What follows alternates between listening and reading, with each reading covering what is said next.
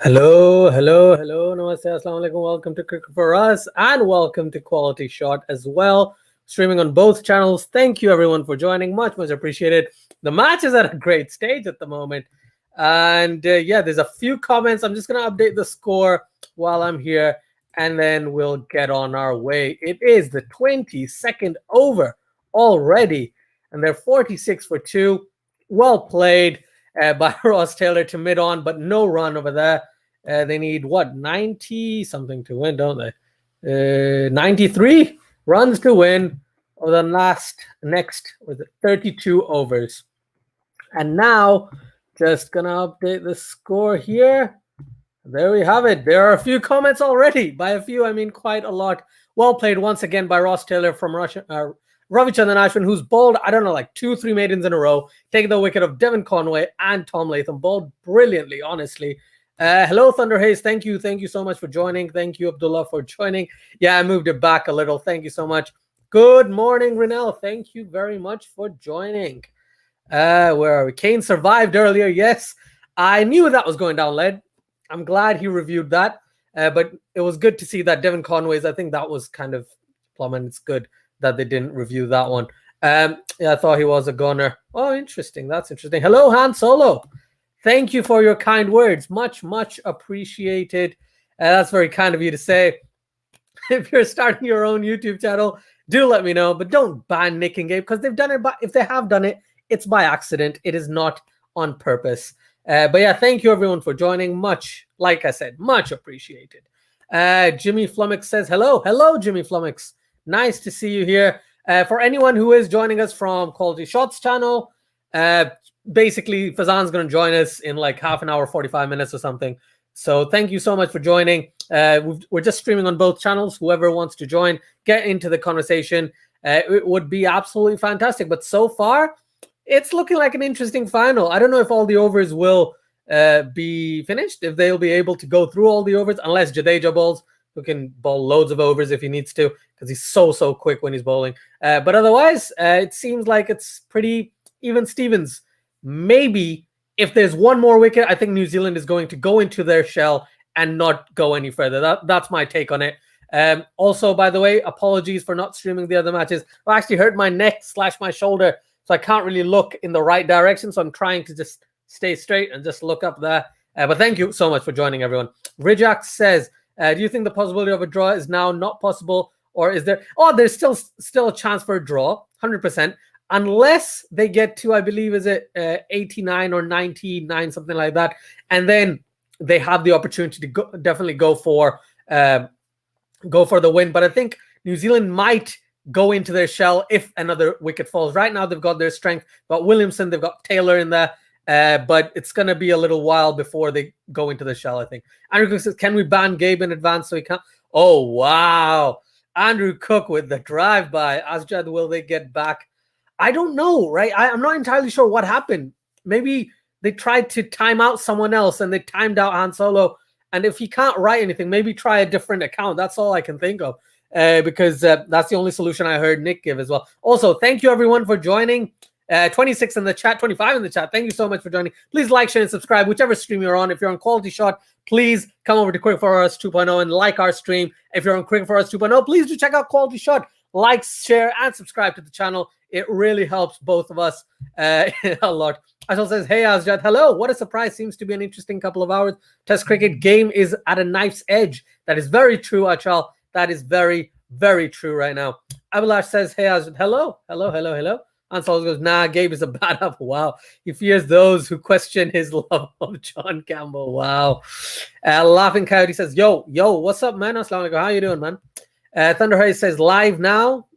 Yes, I believe I am live. If I'm not, please tell me that everything's all right. What happened? Did you fall somewhere? Not really. It's just, I'm not entirely sure. I was sitting there, I moved, and I got some sort of niggle in my neck. I thought it was fine. Saturday, I thought it was fine. Sunday, I thought it was fine. Monday, it just absolutely blew up, and I was like, I can't move my neck. And Tuesday was very similar, and now I'm just trying to recover. I haven't done much in life in the past few days. Let's just put it that way. Yes, robot movements indeed. Jack says, do you think Jadeja from the other end, the two spinners from both ends, is a good idea, or you need a seam. I think they're going to use a seamer because they believe a seamer like someone like Mohammad Shami is going to be aggressive, going to attack and be able to take wickets.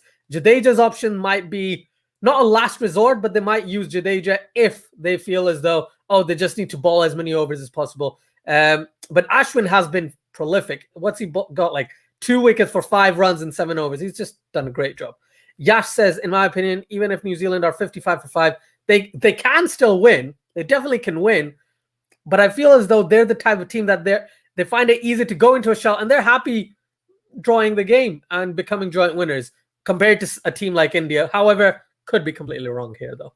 Lavin Coyote says, I know what happened to his neck, but I don't want to talk about it. Okay. Andrew Cook says, apparently Watling didn't finish the India innings as a keeper. Blundell subbed in. Yes, to be honest, right? I missed it. I wasn't here. I was at the doctor's, as obviously. If he did, then it does seem like that if Watling does come out, he's not going to be fully fit, is it? So it's only Henry Nicholls who's a genuine batsman. De Grandhomme hasn't been in the best of form. Southees looked really good, though. So we'll have to see. Chances for all possibilities, yes, still there. Han Solo says, ever since I got banned, Nick keeps telling me to stand near the window, but I keep seeing a little red dot moving towards me. Oh, that's harsh, man. Laughing Coyote says, I want to stream, but I gotta make some videos, man. Make them. We're waiting for your videos, Vaughn. But yeah, definitely. If I can pull this off today, would love to stream with you tomorrow, the final of the PSL. That would be really cool. Jay says, why Bumrah isn't doing well? Because multiple reasons. First off is he's getting the least amount of seam and swing movement whenever he's bowled. Shami has looked dangerous, so has Ishant Sharma. But what a shot by Ross Taylor through backward point, and that's gone for 4. The score is 51 for 2. 50 comes up for New Zealand. Well done, New Zealand. 50, not 2. 51 for 2, and this is the 23rd over we're in. And New Zealand now needs less runs. They need 88 to win from 30 overs, I believe, if I'm not wrong. So we'll have to see if they can get it. That would be good. But yeah, Bumrah has not struggled with his line of length as much. He's just not been able to get the same amount of seam or swing movement as Ishant or Shami from the Indian standpoint. I think Simon Dool or Ian Bishop explained it really well yesterday. Down leg side, and I believe that is a leg bye, if I'm not wrong. Are they going to give it as leg buys? No, they're not giving it as leg buys. That's interesting. But yeah, Ross Taylor just plays it down to square leg. So yeah, I think Bumrah's line and length has been a slight issue, but it's more he just can't get the same amount of seam and swing from this pitch and from this ball, which is kind of disappointing because I expected a lot from Bumrah in this game. But Jack says, what do you think the reason Bumrah has been? Yeah, same thing. Yeah, it's been the fact that he's unable to get that. Also, he's not bowling his genuine. When I think of Bumrah, I think of him bowling quick, which he has done, and bowling a lot of Yorkers. He hasn't bowled as many Yorkers as I think he probably would have. He's probably trying to pitch the ball up, but not too over pitching, so the ball gets hit for 4 or anything. So if he goes into his T20 ODI mode, I think he'll be a lot more dangerous rather than what he has been so far. Mohammed Stan says, I want to cry. Why so many dots? They'll come back. They'll come back in some sort of way, I think. But in terms of dots, I don't fully understand the thought process of a New Zealand player, but they're happy. It seems like they're happy to just coast along. If they think they can win, they'll go for the win. If they don't, they're happy to go for a draw. And to be honest, both teams have been really, really good. And it's bad that it's come down to a 4-day test match. But they've both been brilliant, though. It's very hard not to say that. Send a like here as well. Thank you very much, Renal. Much, much appreciated. I don't know what to write says. I think India versus New Zealand should play more against each other. I completely agree. Oh! Ross Taylor smashes Ashwin through mid-wicket, and that's gone for 4. What a shot. That just came out of nowhere as well. 56 for 2 in the 24th over. Let me just update the score here. What do they need now? They need 83, I believe, if I'm not wrong. 83 to win. They might be going for it. Though. Thunderhead says, Vampire visited Asjad last night and neck happened. Oh, I love it. Ross Taylor can keep it going, 100%. I don't know what Rai says. Congrats. Thank you so much, man. Thank you very much. Been trying, been busy, been injured, but been trying. Whoa, what happened to the light there? That just looks really dark. Oh, what an absolute peach of a delivery by Ravichandran Ashwin. Hits Rishabh Pant, goes through bat and pad, missing the stumps and hitting the keeper. What a delivery. That was a beautiful off-spin one. Oh, missed everything and just hit Rishabh Pant. Wow. Yeah, thank you so much for that. I much appreciate that. Been trying to get to 2K, but it's just kind of slowing down. Very much slowing down at the moment. Whew. Through the covers this time by Ross Taylor, running away to the boundary, and the outfield has quickened up for sure, and that's gone for 4. Ross Taylor showing intent, unlike the other New Zealand batsman, and that takes the score down to what they need, 79 runs of 29 overs, not 30 overs. I'll correct that. 79. Oh, he's doing it. Oh, I don't want to jinx anything, but maybe there can be a result in favor of New Zealand. Maybe this aggressive approach might get him out. We'll have to see. Martinov says, happy for New Zealand. Finally, they got an ICC. Well, we'll see if they win. But yes, they're playing very, very well. In terms of, Ross Taylor right now. Fazan says, morning, and ICC went from looking like complete for hosting the game, given how this game is coming down to the wire. Yeah, it's hilarious, isn't it? Oh, my goodness. Andrew Cook says, you're in luck. I don't know what to write. They play a 2-test series in India this November.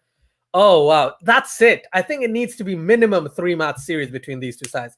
Shuksan says Ashwin will be crucial. He's getting on the Kiwis' mind, even without pitch help. Yes, that is very, very true. I haven't seen you here before, so thank you so much for joining. Much appreciated. Hello, Asjad. How are you doing? I'm good, Suman. How are you doing? Glad you can join us today. Manav says Ashwin has justified his place in the squad. 100%. 100%. Unfortunately, Jadeja hasn't. I kind of agree with that, but the slight caveat is Jadeja's fielding is still absolutely brilliant. So maybe because of that, he does automatically get into the side. At least that's what I think. Ashwin is key for India. Yes, he's getting there. He's definitely going to be the one who looks the most dangerous out of the bowlers. Maybe Shami has done just a little bit though. But I think Ashwin, because he's taken those 2 wickets, he's in the mind of the New Zealand batsman. Fast bowling all-rounder like Thakur for... Can Hardik Pandya come back? If he can, I think Hardik Pandya is much better than Shalom Thakur. I'd like to see Thakur in the side, but I think Pandya is who they're looking for. At least that's my take on it. Someone says New Zealand is having luck working in the favor. Indeed, they are. And it's looking good in the way that, Ross Taylor is being aggressive, unlike someone like Kane Williamson, who's realized, I'm going to just get stuck in here. I'm just going to get stuck in here and see how things go. Let me update the score. It is 60 for 2 in the 25th over. 79 needed of 28 overs. 28.5 overs, yeah. I'll keep to that. I'll write 28. Andrew Cook said New Zealand return to England next year in June. 3-test series against England. Fantastic. That's what we need. That's what we need. New Zealand playing 3-match test series, 4-match, maybe even 5-match test series against teams, because they are so good. They need more time. They need more matches against the top sides, I think. Mathurajan, you are 2 balls ahead of me. Oh, I'm so sorry, Mathurajan. It's 60 for 2 in the 25th over. 2 balls done. Shami has bowled 2 dot balls so far. Mohammad Hassan said, let's just appreciate how well the 2 sides have played. I agree. I definitely agree with that. Same here, yeah. I don't know why I'm quicker than India. That's crazy. Because it's happening in England, isn't it? Great shot. There you go. Ravi Jadeja saves another, probably a certain boundary at backward point. Kane Williamson with a good cut shot. But backward point, it's always where the best fielders field, isn't it? And Ravi Jadeja stopping that one. Someone says, Williamson's role is make sure New Zealand doesn't lose. Yeah. Exactly. That's exactly what he's doing. Manav says, for England series, we have to extend the batting and include Bihari down the order and Mayank or KL at the top. Interesting. I'll have to see if India actually go with that route. It's I think this is India's best side, by the way. If people might disagree with me. But for me, this is India's best 11, considering the fact that, Shubman Gill might be the only outlier, but yeah, everyone else, I think this is India's best 11. So bringing in Mayank might not be a bad shout. KL, unlikely. Vihari, unlikely as well, I think. Mohammed Stan, but New Zealand should avoid playing 5 overs. Dot on the trot. Yeah, agreed. Andy says, good afternoon from Yorkshire. Good afternoon to you from Lincolnshire. Andy, looks like there is going to be a result.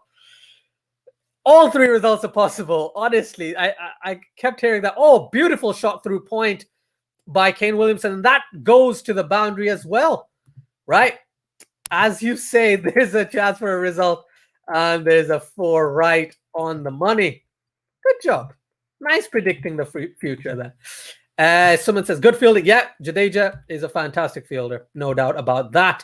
Mohammed Stan says, Kane putting in the effort, even with a bad elbow. Kudos to him. Oh yeah, of course, he got injured in that England series, didn't he? But it's good. It's good to see him. It's good to see him scoring runs, or at least staying at the crease, providing them that stability.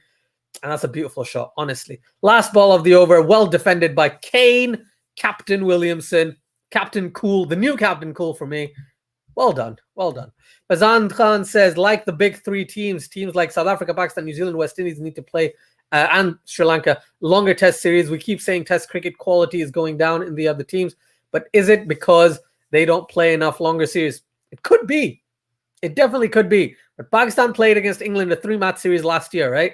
2 of them kind of rained off. 1 of them, Pakistan lost. And I don't think Pakistan played very well in that one. But yes, longer series, more 3 to 5 match series between these teams and against the top 3 would be great, honestly. Someone says, who will India drop from the top order to play Mayank or KL? Vihari plays in place of Jadeja. Right. I don't see Vihari playing, but if he does, yes, he plays instead of Jadeja. If Mayank or KL if Mayank plays, I think he'll come in for Shubman Gill. I don't see them saying, completely, we need to change our opening stand. But if he does come in, he'll come in for Shubman Gill. I don't know what to write. It's an all-rounder from history. That could be in the 11 for their bowling or batting. Ever, like any team, if I go, you could go for a lot of these teams have had really good all-rounders. So I'm not sure exactly what you mean. If you just clarify, I'll try and answer that to the best of my ability. Let me just update the score before I continue. I saw Padikal's name. I think Padikal's doing the ODI T20 bit at the moment, isn't he? With India's other team, where you got, I think Dhawan's the captain, isn't he? Prithvi or Padikal should open now in tests. I would give them a couple more chances, not just domestically, but in limited overs before bringing them into the test format. Andrew Cook said it will be hard for ICC to not do something about having World Test Championship winners if New Zealand only playing 2 test series. I agree. I completely agree with you. Solomon says, I really hope India's ICC knockout curse breaks, but every ICC tournament, including under 19s and women's, the curse never breaks. I think it will. Eventually it will. But right now, it's, again, like I said, all 3 results are still possible. If New Zealand try and go for the win, they might start getting losing wickets. If New Zealand try and just play out the overs, they might get a draw. So they need 75. They need 75. Let me update the score. 74 runs from 27 overs, and it's 65 for 2 in the 26th over.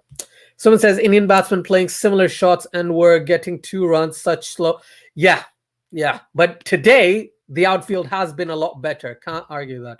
Abdullah says, as a try getting our throw stop might relieve some of your pain. Oh no, I've had ibuprofen, I've had paracetamol, I've had a couple of other tablets, so I'm better. It's just when I go suddenly towards this direction to the right of me, that's when it hurts. Joy says, is it? Oh, I can't say that. Joy, you almost got me there. I don't think it is at all. Mohammed San, what is your take on Henry Nicholls? Honestly, he doesn't look the most threatening batsman, but I remember the thing with Henry Nicholls is he had 2 bad years in the middle, but before that, he was batting brilliantly. And since November last year, he's been in a pretty good touch of form as well. So I can't really argue that he's not a threatening batsman. I think he's pretty threatening, especially when, they're going to lose Watling. They'll probably lose Taylor. So let's see how they kind of go ahead with it moving forward after. If they win the Test Championship, I've got a feeling that Taylor is definitely going to retire, and Watling's already said he's going to retire. So I think Henry Nicholls is good enough to be in their side. He's just struggled against that beauty from, who was it? Was it? No, that was to Watling, wasn't it? But yeah, he has struggled slightly in that previous innings, but against England he played all right. I can't really argue that. I don't know what to write. Says from any team, any era.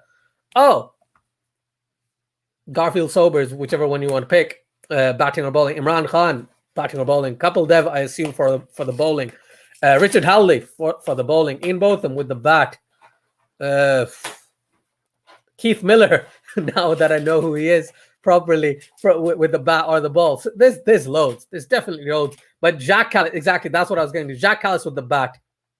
100%. 100%.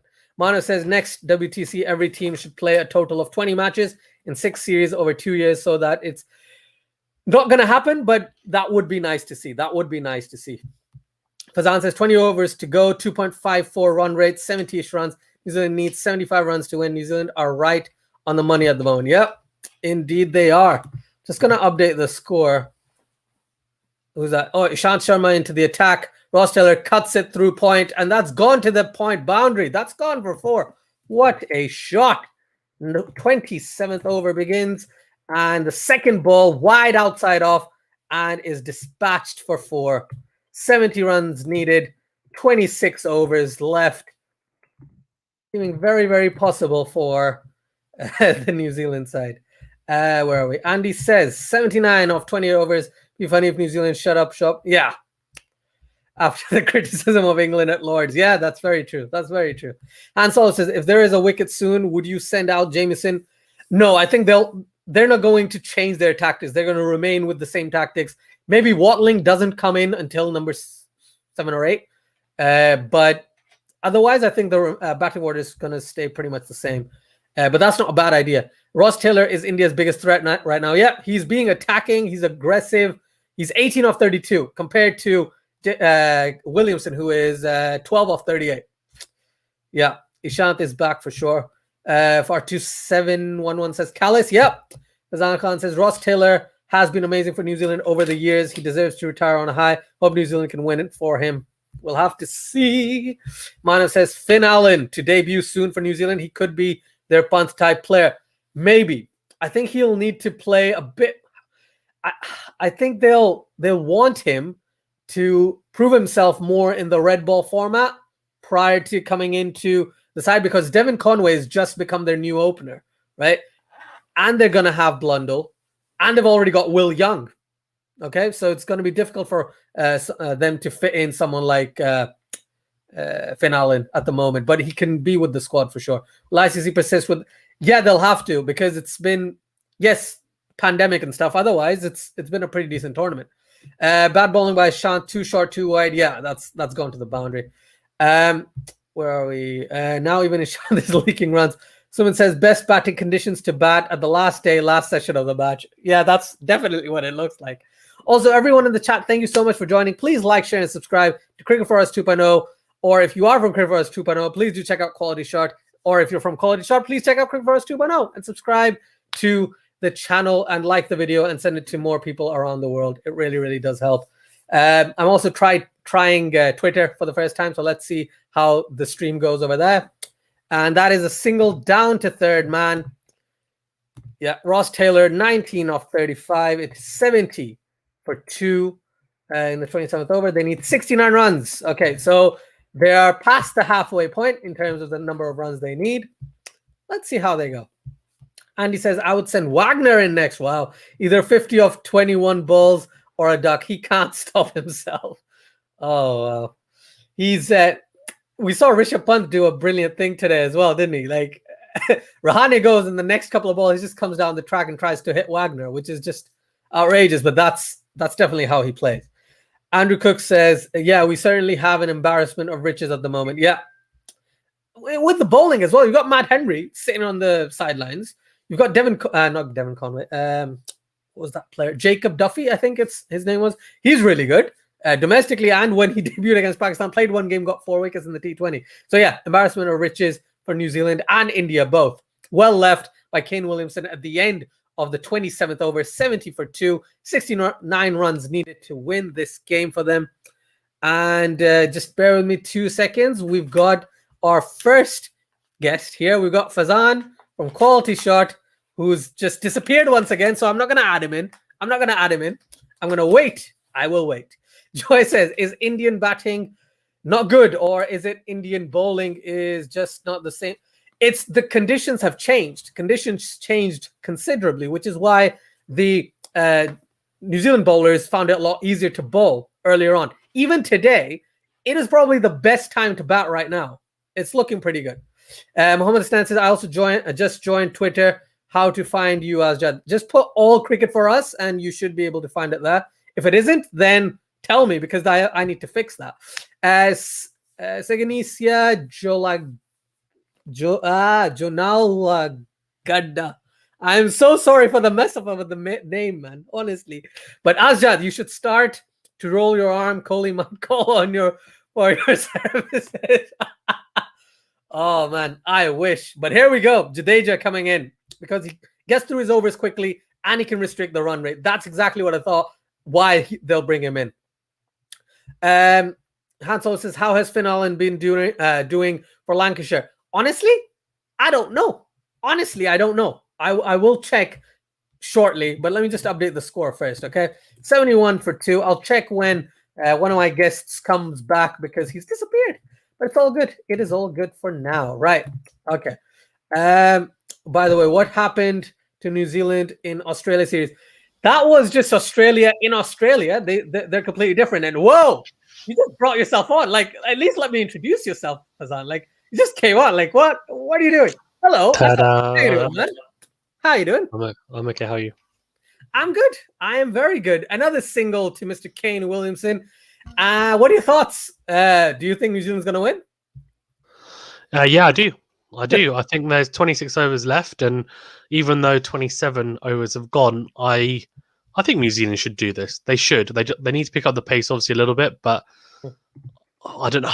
They've got to go for it, surely. Like, they have to. They've got 8 wickets in hand, and they've got hitters down the order, so I mean, they've got to be a bit more proactive, I think, now. So maybe look at it more like a one-day game than a test match now at this point. Not a bad shout, but Jadeja just bowled a no. Why do spinners bowl no balls, Fazan? I don't understand. Why do spinners bowl? I mean, obviously, it's a bit of a taboo, isn't it, in cricket? Like it's almost like a no-go. But as someone who bowls a little bit of spin, I think sometimes when you try and put a lot of revs on the ball, you then tend to overstep, like a fast bowler where they're trying to exert themselves. So that's probably why he's really trying to go through his action. So it can happen, but it's not like at this level. It's like a shocker. Like, it shouldn't be happening at this level at all. Definitely, that was an absolute beauty from Ravi Jadeja, just pitching outside off and spinning away. Ross Taylor trying to go for the drive through the covers, but missed it completely. What a delivery! That's a beauty. Also, people joining from Twitter, El Mago FC, thank you so much for joining. NZ win easy, I hope so. From the way it looks like it, if they flop here, if they lose from this point, that's going to be all on New Zealand and all brilliance on the Indian part. Jason Lang said, Azjad, whom you will blame for this? I blame, obviously, to be honest, I think both teams have played well. I just believe New Zealand started to pick up wickets when India started to be a little complacent. They started to be a bit more aggressive. I was looking at the highlights, and Rishabh Pant plays the way Rishabh Pant plays, but Jadeja was set up brilliantly. So many bounces by Wagner, and then one that's Fuller, wide outside off, and he's just enticed into it. So yeah, I think it's an amalgamation of really good play from the New Zealand standpoint and India's complacency slightly with the bat, I would say. What do you think, Fazal? Yeah, I think it's interesting. I think Pant, obviously, as you said, he does play that way, but I don't know. I mean, I think it's fine to play that way, but the way he got out, and I guess the commentators were saying, sometimes obviously it comes off, sometimes it doesn't, but you're happy to take it. But the fact that it's the biggest test match they're going to play all year, I think you need to still slightly adjust your game to the scenario, and I think that was a bit of a egg on your face moment, and he could tell that he was slightly frustrated by that. And the thing is, it was coming though. It was, because there were so many where he just charged. He was lucky not to nick off or get cleaned up, but his head was all over the place. So he didn't look in his fluent self. There were a couple of decent shots, but I think maybe he was just searching for that aggressive form, didn't manage to find it. But New Zealand on the whole really good, as you said. The Jadeja setup was really good, and he was coming around the wicket. So to get the nick behind the keeper from a left arm angle to a left-hander is you don't normally see that. So Wagner was really impressive. Obviously, Jameson at the start. Like, I think really the start is what set the tone for the rest of the day. The 2 quick wickets of Kohli and Pujara and Jameson is just on ridiculous form. I mean, since the start of his Test career, really. So, unbelievable. And Jameson just looks on fire at the moment. And for me, he's been the best bowler of the World Test Championships for sure. Oh yeah, he's been outstanding. You seen his average? What was it, like 14 or something? That's outrageous in 8 games. He's got 46 wickets or something like that. Just crazy in 8-9 games. That's outstanding. Mago FC says they should send. They might do, but I think they'll go Nichols and then send in CDJ because what's his name? Watling is injured. So Watling was off for a bit, so he'll bat after 7. Let me just find some of the comments.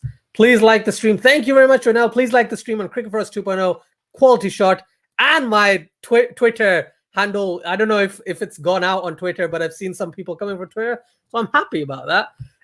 Manav says, if we had 50 runs more, game would have been... Oh, yeah, 100%. But that's the thing. That's where what Fazan was talking about. New Zealand just came back so strong. This morning, how many wickets? They took like 3-4 wickets in the morning session, didn't they? Well, they took 3. They took 3, yeah. Yeah, Rahane was the 3rd wicket. Rahane, right? The 3 big guns in the middle. So, yeah, it actually set up everything, didn't it? Mehtab Khan says, I just watched your video. Oh, nice. Fazan, this is probably for you. Thank you, Mehtab. I appreciate that. Yeah, let me know what you thought. And no, I really appreciate it. He was a great guest to have on. And we've got very good traction on that video and some really good reviews and so far. So I think it's doing well so far. Yeah, it's really insightful. Again, don't know much about tennis, but yourself and Gil definitely knows something, because it was really, really fun to listen to that conversation. That's another single to Ross Taylor, and that takes the score to 75 for 2 in the 29th over. How's your day been, Fazan? Yeah, it's been good. It's been good. I actually had a very brief net with my brother, actually, just about an hour ago. Oh, wow. Then we did some throwdowns, which was cool, and then I'm actually playing some tennis in the evening. So nice. Yeah, but it's been good. But yeah, just obviously working around that, which has been quite busy. But otherwise, all good. How's your neck? And is it neck and shoulder? Yeah, it's all right. It's inshallah it'll get better in the next couple of days, but it's recovering. If you spoke to me on Monday, I was like, I couldn't move. It was in so much pain. It was crazy. Someone says that ball was not fuller to Jadeja. It was short pitch, a bit on 4th stump. Right, I just thought it was a lot fuller when I saw it compared to the short deliveries that he was bowling. But fair enough. Could be wrong. Mohammed Stan says Ross Taylor has brought in a bit of impetus to the chase. Indeed, he has. And Pablo says, hello. Hello, Pablo. Thank you so much for joining. Much, much appreciated. Muhammad Musa says, we have Muhammad Stan and we have Muhammad Musa in the chat. Do we have any other PSL Pakistan players?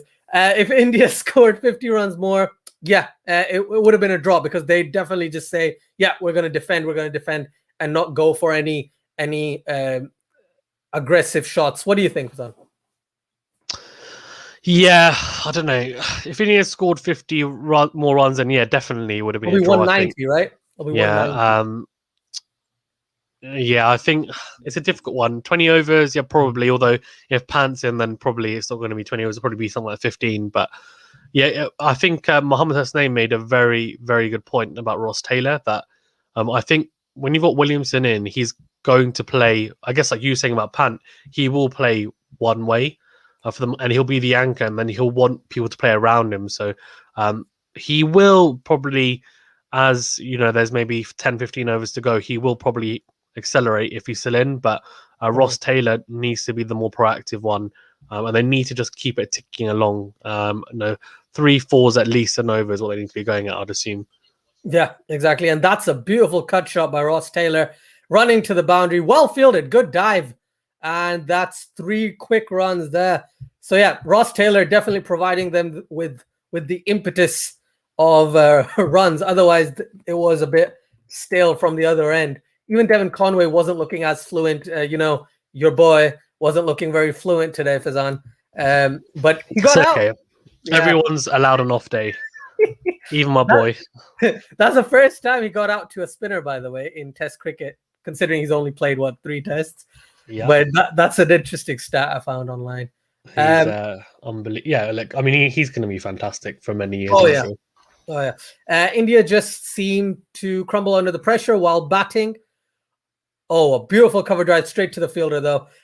While batting earlier today, it just seemed like we'd have a draw. But yeah, New Zealand came back strong. Very, very strong.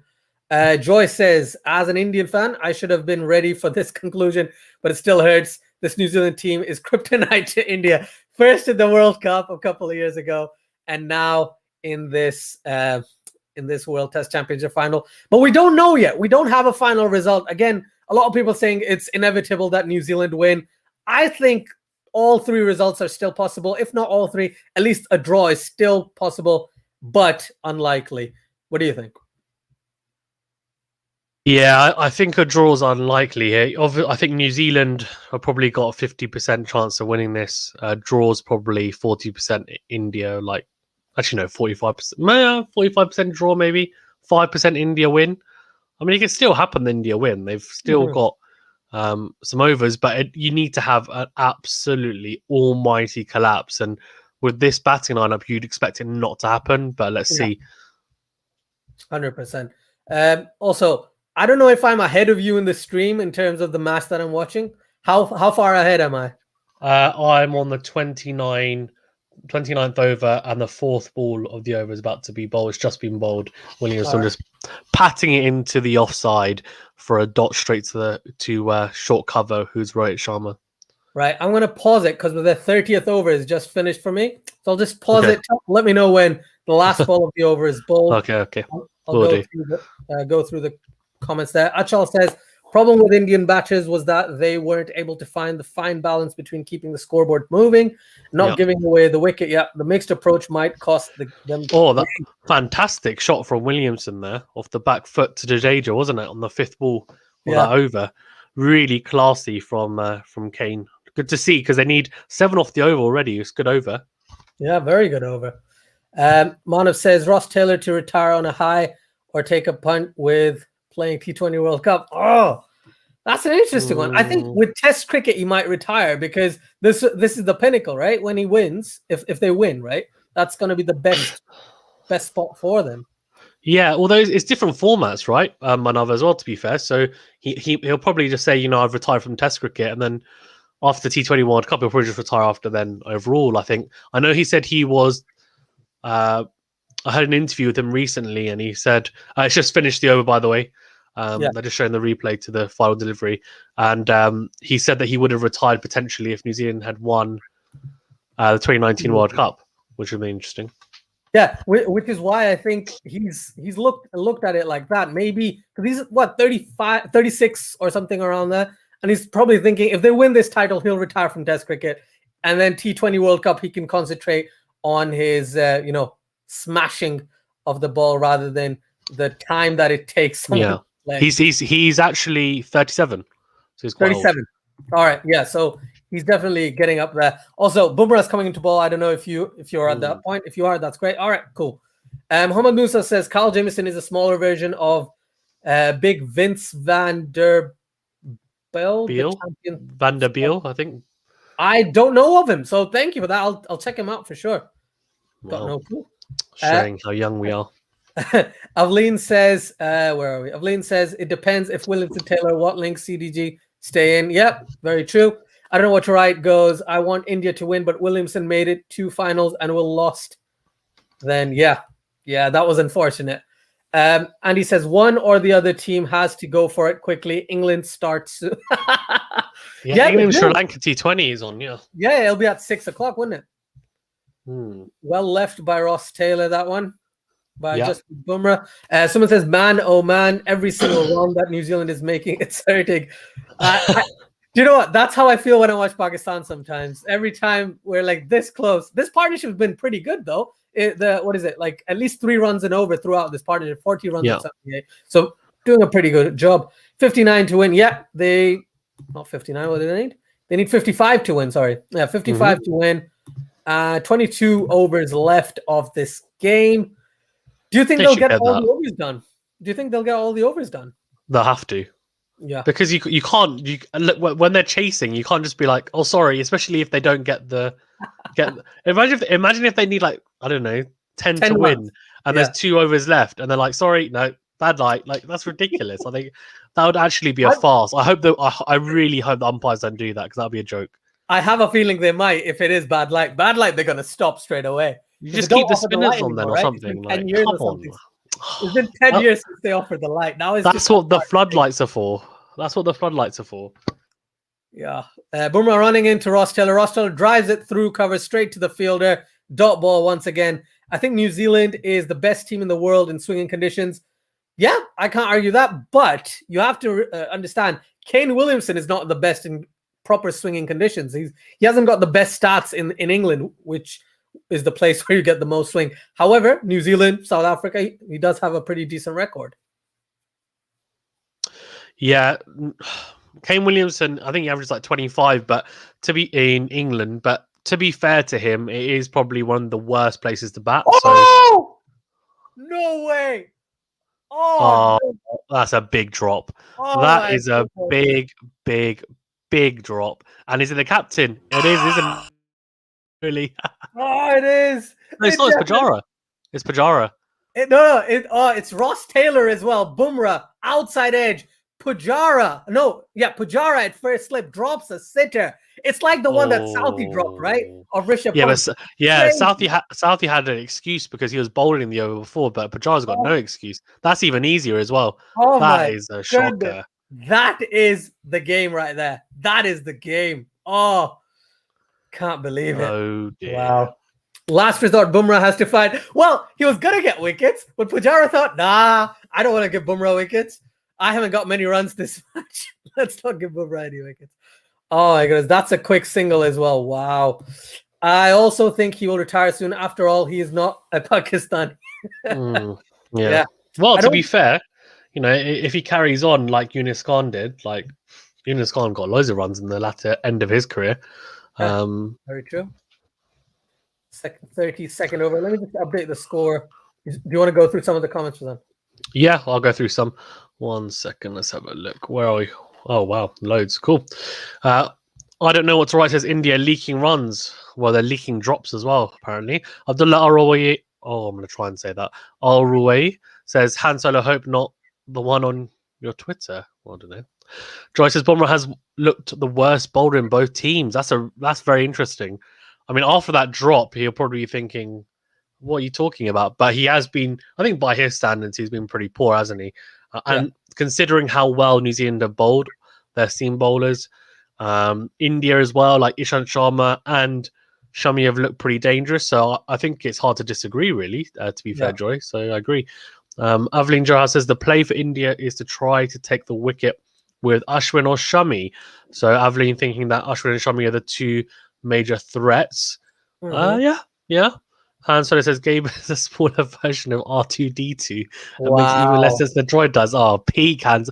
I don't know what this dynamic is, so I'm gonna let it be. I'll go ahead. Right, basically, it's crazy. It's brilliant, and it's all in good fun. But I'm glad that Han Solo can make these comments when Gabe isn't here, because Gabe would come back in a really funny way. So yeah, fair enough.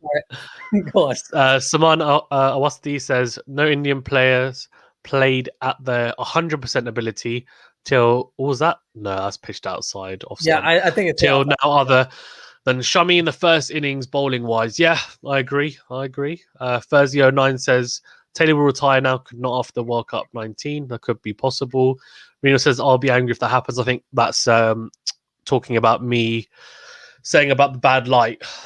So yeah, I'll be extremely angry if that happens. Smile Nawasti says, seriously, how can Pajaro drop this catch? They can go till 7 p.m. So, okay, so that means they've actually got, well, they can go, but it's the light that we're talking about, isn't it? So we'll see. But drop, we already know that. What's this? Why has Taylor not played IPL the last few years? Was I don't not know. until IPL. Thing is, though, he's not as effective in the white ball stuff recently in the last few years. I could be wrong, but not when I say white ball, I don't mean ODIs, because ODI form is very good. He's probably one of the best ODI players ever for New Zealand. But in T20s, I don't think he is a phenomenal player in T20s. That could be why. Also, it might be the Simon Dool effect, where he says that New Zealand players just don't get the merit they deserve. Could be that as well. On top of that, now they have Devon Conway, they have Glenn Phillips. They've got a few more players coming into the T20 setup. That Ross Taylor's position in the T20 side isn't as secured, if you know what I mean. Yeah, they do. Yeah. Let me just get, there's a comment here. Who's this guy? This guy's name is Fazan. He has his own YouTube channel called QualityShot. We're basically streaming on both channels at the same time. So please do check out his channel if you want. He does tennis and boxing, as well as a little bit of cricket. Now a little bit of cricket. Hey, look at your work. It's mostly tennis nowadays, and loads of cricket interviews. Oh yeah, he does interviews. That's the big thing that Fazan does. He actually gets a lot of cricketers on and speaks to them about their careers and all that stuff. He did this recent interview with Umaid Asif from Pakistan. That was really good, and players from all around the world. So yeah, do check him out for sure. Yeah, please do subscribe. Thank you. Cool. Yeah. Love the plug there. I don't know what to write. Says New Zealand is a very good team. No drop catch. They've dropped 2 catches in the game. However, in general, I think, what was it? 91, 92% catch percentage compared to India with 83, and every other team was under 90. So yeah, New Zealand's brilliant, especially their lower order batting. I agree with you there. I don't know what to write. And their fielding is just outstanding. It's very, very good to see both of those facets of the game actually being useful in this game, in this particular match. The lower order provided them with that lead. And what a beautiful cover drive by Kane Williamson through the cover. Oh my goodness, that was a beautiful wide out. He said a beautiful cover drive through the covers. Yes, I did. That's how good it was. That is genuinely how good it was. What it's so good you had to say cover twice. Yeah, it was an unbelievable shot though. Just pure balance and pure timing from a classy player, New Zealand captain, punching that through the covers. Unbelievable shot. Just the balance and poise is just unreal. Yeah. Joy says Pujara should just retire now. He can't score, can't run fast, only choose a ball, and can't field as well. I don't know. He might do. Don't know who India's going to bring in at number 3 though. And any suggestions, anyone? Also, Andy says that could be vital. Yep, 100%. 100%. Ferzi says ICC said unlimited time, play till bad light only. Okay, that's good. That's all right then. So hopefully we're going to get some sort of result today. Yeah, but the bad light is the issue. I think that's probably the biggest thing. It is the bad light. Bad.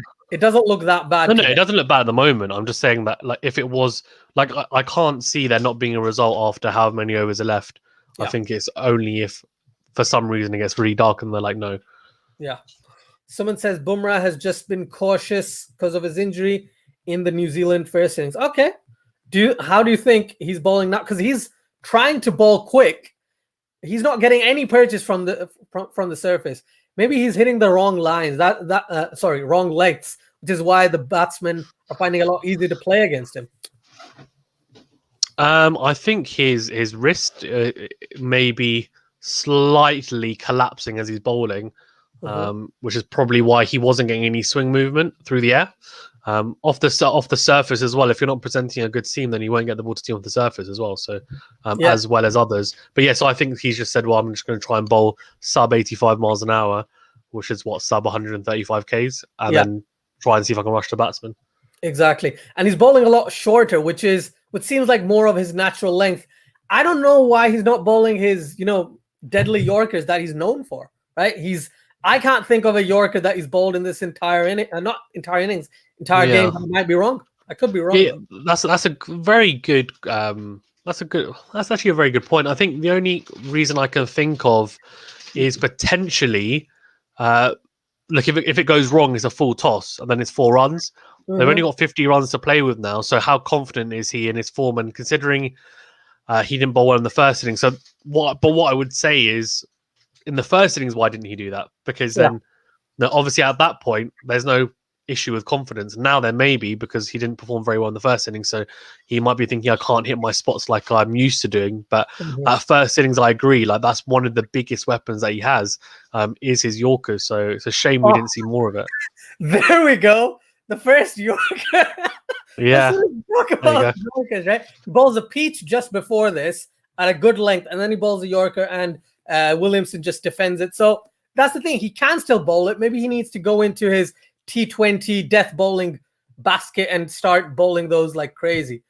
Avlin says India batting is very I don't want to touch that comment, but yeah, you could look at it that way. Muhammad Sidan says, by the way, Pakistan versus England series will be coming soon. You think we will be getting similar pitches to what? Yeah, I think Fazan can probably answer that a little better, but I think it'll be pretty similar to the pitches we get in the Sri Lanka England series. Yeah, I mean, I don't see why not. I mean, it's going to be exactly the same pitches in the UK. So unless they prepare them in a completely different way, I mean, we don't even know what pitches they're going to prepare for Sri Lanka yet anyway. So until the series starts, but I would assume it's going to be very similar pitches. I don't know exactly what grounds they're playing at, but if you want to look at it from a global point of view, then the pitches will play very like how most UK pitches play. The only difference will be that obviously with the white ball and it being being T20s, they will be more batsman friendly than, for example, this pitch now, which is a lot more purchase for the bowlers. Yeah, and it's been great. Honestly, if it didn't rain and everything stayed the same, but it just didn't have bad light and rain, I think the pitch is fantastic. I think it's been so even Stevens. It's great to watch. Someone says, what if Bumrah takes a hat-trick in this over? That would be great. Then that tells us that we know nothing, right? And Bumrah can do whatever he wants whenever he wants to. When I said it before the match, their tail end would be the difference. It kind of has been. That's very true. Southeast 30, Jameson's 13-14 or whatever it was, and then Wagner with a few and Bolt. So yeah, all of them combined kind of made approximately 50 runs in the tail. So yeah, very, very useful. Yeah. Oh, joy. Can't be saying that.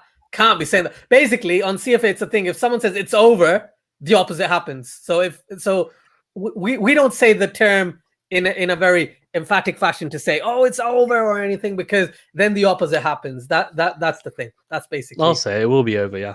By the end of the day, anyway. Yeah. which has to be this way. Andy says 50 from 120. India need wickets. Yep, definitely need wickets. Right. This is the thing. Everyone's been talking about Vihari being the replacement for Pujara, right?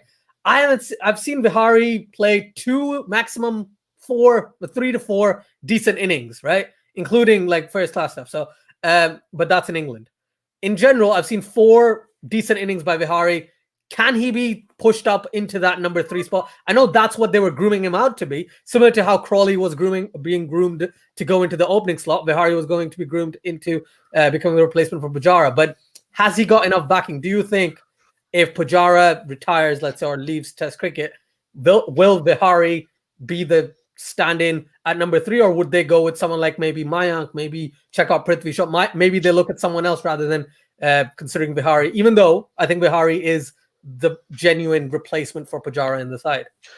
I actually don't think they were grooming Crawley to open, to be fair. I think they wanted to bat at 3, which is why he has done so now, and he's been back for Kent. But in terms of like Vihari, I haven't, to be fair, I haven't seen huge amounts of him, but from what I've seen of him, I probably don't think he has the pedigree to bat at number 3, if I'm being honest with you.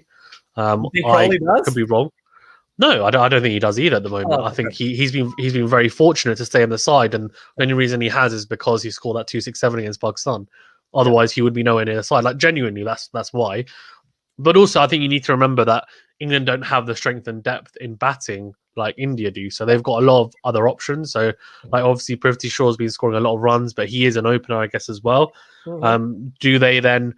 they could look at a short-term fix. I mean, I don't know whether, like, Rohit Sharma, could he bat a 3? I don't know if that's even an option, but then you can have the 2 youngsters opening. Is that worth it? Maybe not. Mayank Agarwal, again, is is a short one. And I saw that KL Rahul for 3 says I've leaned Joe Hall. But he doesn't even bat that high up in ODI cricket, though, does he? He bats at 4 or 5. In So he's a T20s, I finisher. think he opens, right? In T20s he does, yeah, but that's you just swing from ball 1. So I don't, again, does he have the defensive capabilities? He's the complete opposite of Pujara. So they then have to completely change the way that they play the Test cricket, because your number 3 really is someone who is, you've got different types of number 3s. Obviously you've got your Pujaras, but then you've obviously got someone like your Labuschagne who's slightly more, he is going to be more fluent. I don't know. I think that's someone they definitely need to figure out. I don't have the answer. I don't think there's not someone that I think, yes, you can definitely slot in there. I think it will be a try and error for sure. Yeah, and one thing Joy says here, and I think Manav says it, oh, what a ball that just hit him right on the shoulder. Ross. Yeah, Kelly. Beautiful. Yeah, really good sharp bowling there, attacking bowling from Bumrah. 86 miles an hour as well, so sharp stuff. Yeah, bringing Gill at 3 is. It's not bad call. Because Mayank bring Gill at 3, great, right? Which Mayank Agarwal was great opening, but then he got injured. Then he was taken out of the side, and then at the end of it, they said, "Oh, let's just go with Gill." Right? But yeah, definitely, I think Mayank Agarwal is not a bad shout for opening. Definitely. Yeah, he's saying you'd bring in Gill at 3, which is normal batting number, so that's where he was batting for India A. So then, I mean, to be fair, Gill is the type of player that I guess he could do. He is quite aggressive, and maybe it would be good to have a mixture of like Rohit Sharma and Mayank Agarwal, because they're a bit different. Mayank Agarwal's more steady. Rohit Sharma will be quite aggressive. Mm-hmm. So rather than having Rohit Sharma and Shubman Gill, where we've seen, for example, they can both get out quickly or in like very short successive periods, and that then puts you on the back foot straight away. So yeah, I think that's actually not a bad idea, to be honest with you. The only issue I have with that is you cannot experiment. So if they're going to say, look, you're going to be a number 3, then they need to stick with him and say, like, you have an extended number of games at number 3. Because if you start messing about a youngster going opening on number 3, it makes a huge, huge difference being moved up and down the order. It really does. Yeah. By the way, this ball looked like it was a no ball. My dad's saying it's a no ball. I was like, maybe it is. His foot kind of might have stepped over the line, but they've just disregarded that completely. Maybe it was just really close. Maybe it just looked really close. Yeah, that's Abdullah and a couple of people have been saying, why not bring back Ashwin? Why not bring back Shami? I think someone else said, where are Ashwin and Shami? So honestly, I think they're going to come back shortly, but they wanted to give a stint to Bumrah. They wanted to give, what's his name? Ravi Jadeja a little stint as well. So after a couple of overs, I'm pretty sure Shami's going to come back. What do you think? And Ashwin, because Ashwin's the one who's been taking wickets, right? It's not been just one or the other. I think, Avlin says that. Why isn't Kohli bowling? And Ajit says, I heard you can't watch Pakistan versus England series in Pakistan. Bro, moment. Yeah, I heard about that. That's crazy. What? I don't get it. Why? It's you can probably watch it. Like, I think they'll find a way. There will be a way. But yeah, because Sky Sports has taken a lot of the watching stuff, and it won't be on PTV Sports, which is what most Pakistan games usually are on. Mm-hmm. So that's gonna be disappointing. So yeah, what do you think? Where are Ashwin and Shami right now? I don't know. Is the honest answer? I think I have absolutely no idea. I'm not Virat Kohli, but I think it's. Look, he obviously got removed both openers. Obviously, he is going to be a lot more potent against left-handers, being an off spinner, turning the ball away from the left-hander. So they might just be thinking, look, they can maybe just milk him, which they did do for a couple of overs with 3 or 4 and over. And they want someone to be aggressive. I think Ross Taylor, and I'm pretty sure I'm 100% sure this is a stat, but his average against bowlers bowling sub, I think it's 140 Ks, is very, very low. So as he's gotten older, he clearly struggles with not just fast bowlers, but express bowlers, and Bumrah can get it above 140k. So that might be a matchup that they've looked at beforehand and why he's on now. I think Williamson obviously is looking quite steady, but if they can get into Taylor, who is trying to score slightly quicker as well, then it will help. And obviously he's just got hit as well. Yeah. So he does have issues seeing bowlers who are that kind of more 140 express plus, pace. Yeah. Thing is, Shami can bowl up to that mark, but he hasn't been. That's the thing. Not consistently, though. Not consistently, yeah. I think Bumrah's Bumrah's been the fastest bowler in the game. Like, there's no arguments there. So yeah, definitely, I see where you're coming from there. Credit to both sides; they have actually made a good cricket match out of what has been rather a match. Yes, the weather has played spoil sport in a lot of instances, and this match has been one of them. But it's still, like everyone's saying, it's going down to the wire. 47 needed of what 19 overs, right? Still, New Zealand could probably win, or a draw can. I think a draw is unlikely now, but New Zealand can win, and India just need to try and bowl their hearts out and see if they can bowl out, because they have come back from a lot of instances where it looks like, oh, India's going to lose, and then India comes back quite strong. So yeah, definitely India's still going to keep trying for the next 9 to 10 overs at least. They're going to keep trying to churn and try and take wickets. Post that point, I don't think there's any point of them trying, but that's not how they'll feel at all. You have to. You can't not try, Ashton. They'll probably leave it after 10 overs. They say, yeah, this is why you're not a professional cricketer, Ashton. There's a reason why I'm not, but there's a reason. It's not this attitude. It's my capabilities as a professional cricketer. That's the reason why.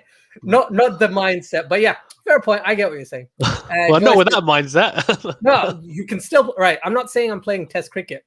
I can play T20 though. Ooh. No, he's not nicked that. It's good. It's got a lot of turn though into the floor. Yeah. Oh, yeah. Ashwin needs to bowl. Ashwin. Oh, that puff of dust as well. But Ashwin. Yeah. I know what you're saying, Ashwin. But he'll have to target that area and then just hope for the best. 47 runs, man. Con Williamson, dance down the track. Although Jadeja's quite hard. He just defended it as well. Jadeja's quite hard. Yeah, Jadeja's quite hard to use your feet to because he's very flat through the air. So he doesn't give you a lot of flight.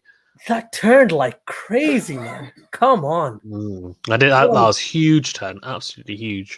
Oh, and he just sweeps that down to fine leg. It's going, and it's gone to the boundary. Whew. Right, let me just update the score. Let me update the score, and let's invite an Indian on board as two British Pakistanis watching this cricket match. We need some sort of Indian intervention here who can give us some hope to tell us, can India actually pull it off? Hey, Keshav, man, how you doing? Hey, guys. Hi. It's a wrong question to ask an Indian right now. How are you doing? Because I don't think we anyway had a chance even at 138. It was always going to be easy for New Zealand because of the number of overs left and the time left in the game. So they didn't necessarily have to take any sort of risks to get to that score, right? I mean, yes, we got a couple of wickets that really excited everyone, but realistically speaking, I think New Zealand just played better cricket. They probably had better resources for these conditions. And yeah, I mean, we have been beaten within like 4 days of actual test cricket time in this game. And that's been the story for us in England, New Zealand for the last few years. I'll ask you a question. Do you think Siraj might have helped from the Indian standpoint? He would have, for sure, because we don't really have a proper swing bowler in this attack, particularly, which was needed in this match, especially in these conditions. Siraj, again, the question is who you would have dropped. I mean, nobody knew that Bumrah would be underperforming like this in this important game. I mean, and dropping him would have been a huge, very controversial sort of a move. So Siraj, if at all he would have played for one of the spinners. Like right now, if you just, hindsight is a beautiful thing. If you look back at the game, Jadeja didn't really do much with the ball, wasn't used much, and with the bat he got like 10-15 runs at max. So that way, I mean, if you could have sort of trusted Ashwin at 7 with the bat enough, then maybe you could have played Siraj, but then already your top order batsmen are vulnerable against moving ball in these conditions, so they probably wanted a little bit more depth in the batting. That's why they thought instead of playing Vihari, let's go with Jadeja, who can, if need be, can give us some bowling as well. But I don't think. See, New Zealand didn't play Ajaz Patel, and they are not missing him at all. Yeah. And we played Jadeja, and we didn't use him much. So, and both are similar sort of left-arm spinners. So I think it's probably India missed the trick by not making a change in the 11 after the first day got rained out before the toss. I think New Zealand probably would have played Ajaz Patel, but since it rained for the first day and then throughout the next 4 days rain was forecast, that's why they probably then made the decision of dropping him and playing 5 out and out pacers, because that would have then literally given no breathing space for Indian batsmen to go after somebody. Yeah, it's an interesting one though, because like I think as you said, like hindsight's a beautiful thing, isn't it? So if you see Bumrah now, he doesn't look in fantastic form and looks quite uncharacteristic to what he normally does. But obviously, we only know that now. But he would normally just be a certain to be in there and get you a wicket. And I think the Jadeja one's interesting, but I think realistically, if you put in Siraj in there and they had, then as you said, trusting Ashwin at 7, then 8 to 11, you've literally got nothing. You genuinely have got hardly anything. And then I think the issue they were looking at was, well, okay, if we play Jadeja as well, he averages, I think, 50 in the last couple of years in Test cricket. So he also will, well, obviously didn't get many runs, but to be fair, like not many people got many runs anyway in this Test match. But I agree. Like I think obviously the Pacers for New Zealand have done the business, but I think the selection may be a slight factor, but I do think that even if it wasn't the case, then India would have got less runs. They may have been able to bowl New Zealand out for less, but I think it just would have been weighed up again by the lack of batting. So I just feel like you made a really good point, Keshav, that I just feel like New Zealand probably have better resources to utilise in these conditions in general. See, we have these 3 bowlers. They're like Shami and Bumrah, especially, they're seam bowlers. I mean, they're not swing bowlers.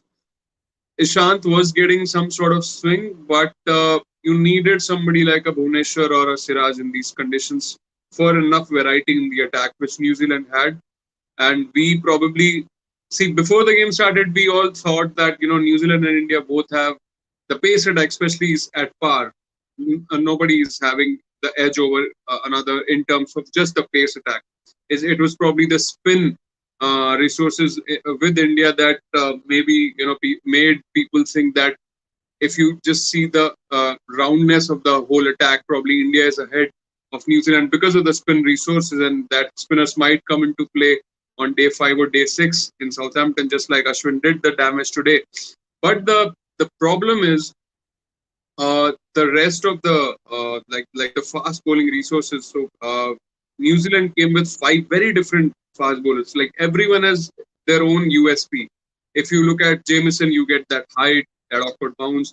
If you look at Saudi, it's pure swing both ways. If you look at Bolt, it's that left arm angle.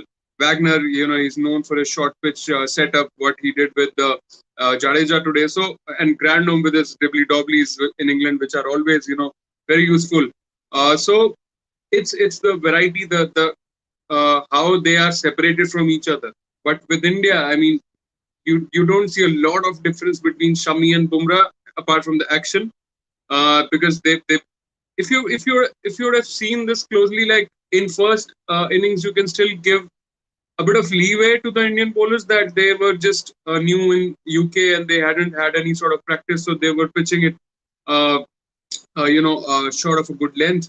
But after seeing New Zealand bowlers doing the job in the later half of the first innings of Indian batting and then in the second innings, the lengths were still not up there.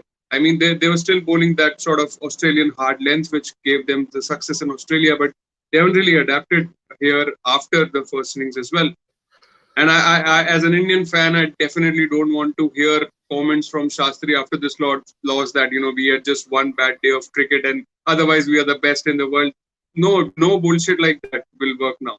I mean, you have to get over the fact that it reminds me of that South African team in the mid 2000s and late 2000s, where they will win everything bilaterally but they will not do well in the ICC tournaments. Like tournaments, yeah.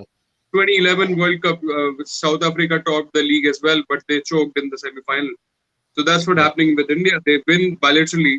They'll do well in the league round of the tournaments, but when it comes down to those crunch moments, I'm sorry, you have to find your answers. And I think Virat Kohli's reign might be coming to an end if he does not win the T20 World Cup as well. You might see Rohit leading India in the next year's Australia T20 World Cup.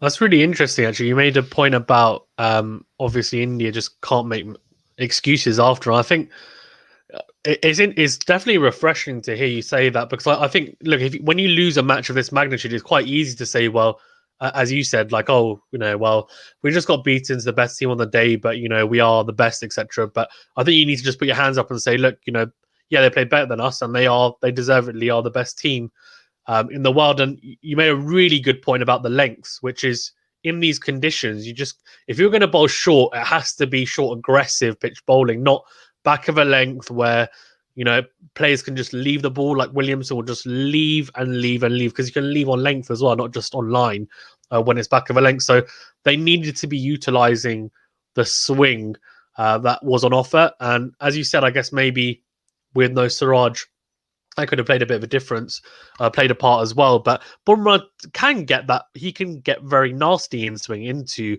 the right-hander. Haven't seen him swing the ball away. Ishant Sharma also can swing the ball in. And Shami, I guess, is more, as a seam bowler. But they can get the ball to swing. I just think they have struggled with their lengths, whereas New Zealand have bowled those attacking lines and lengths, and they haven't been afraid to put the ball up there.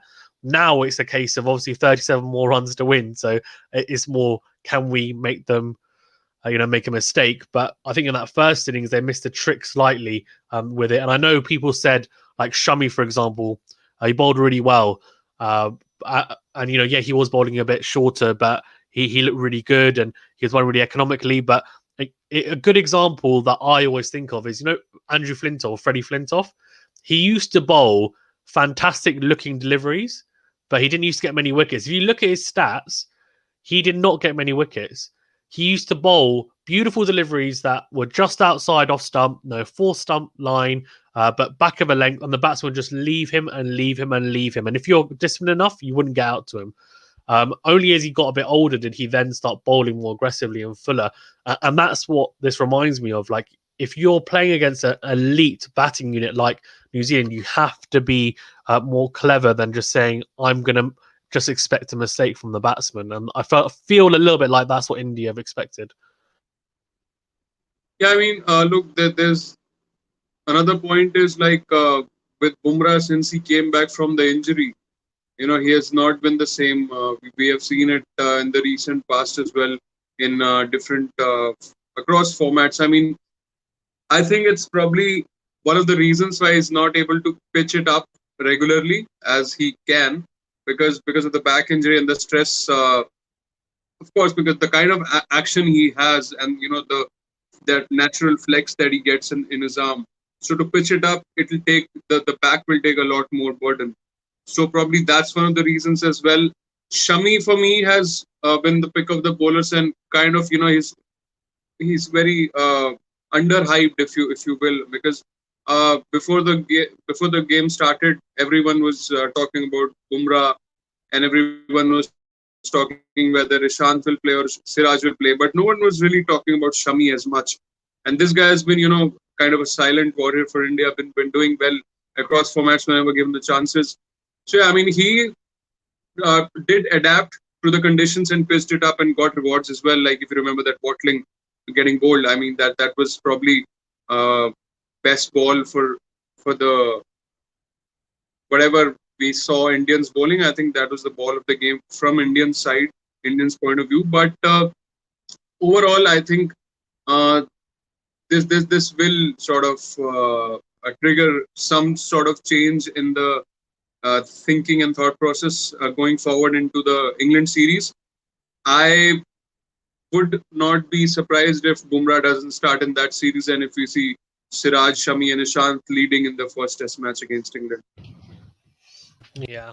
I think That's maybe yeah, because the thing is with Bumrah, even you mentioned his injury, since he's come back from injury, he hasn't been performing as well as he would have. On top of that, he got an injury in December again, where he had to leave, and then coming back into Test cricket. So yeah, I completely understand that. There's a couple of comments in here with regards to Yeah, I was going to say New Zealand winning and India. Yeah, I'll go through some of this. So Joy says, I'm disappointed and my day has been ruined.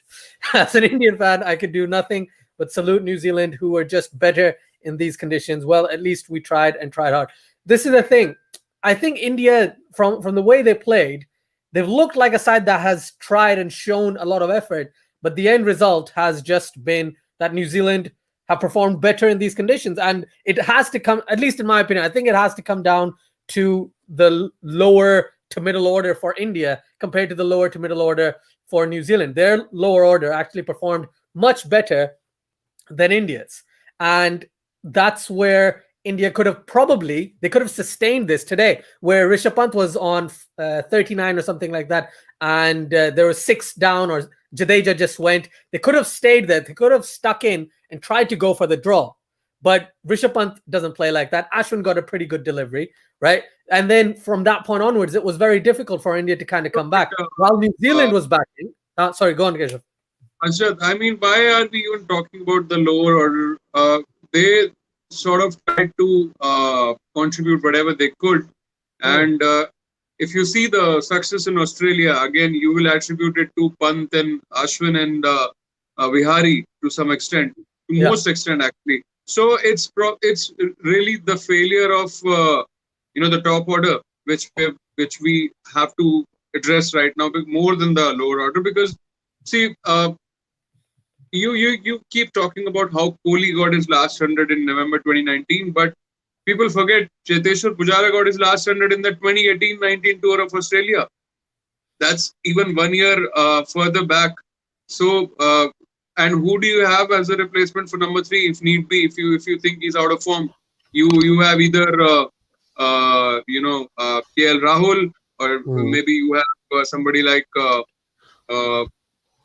who's this guy? We had a lot of people ask. So we've actually got comments here. So someone said, Manav said Gill for 3. So a lot of people have suggested maybe having Agarwal and Sharma opening and then Gill at 3.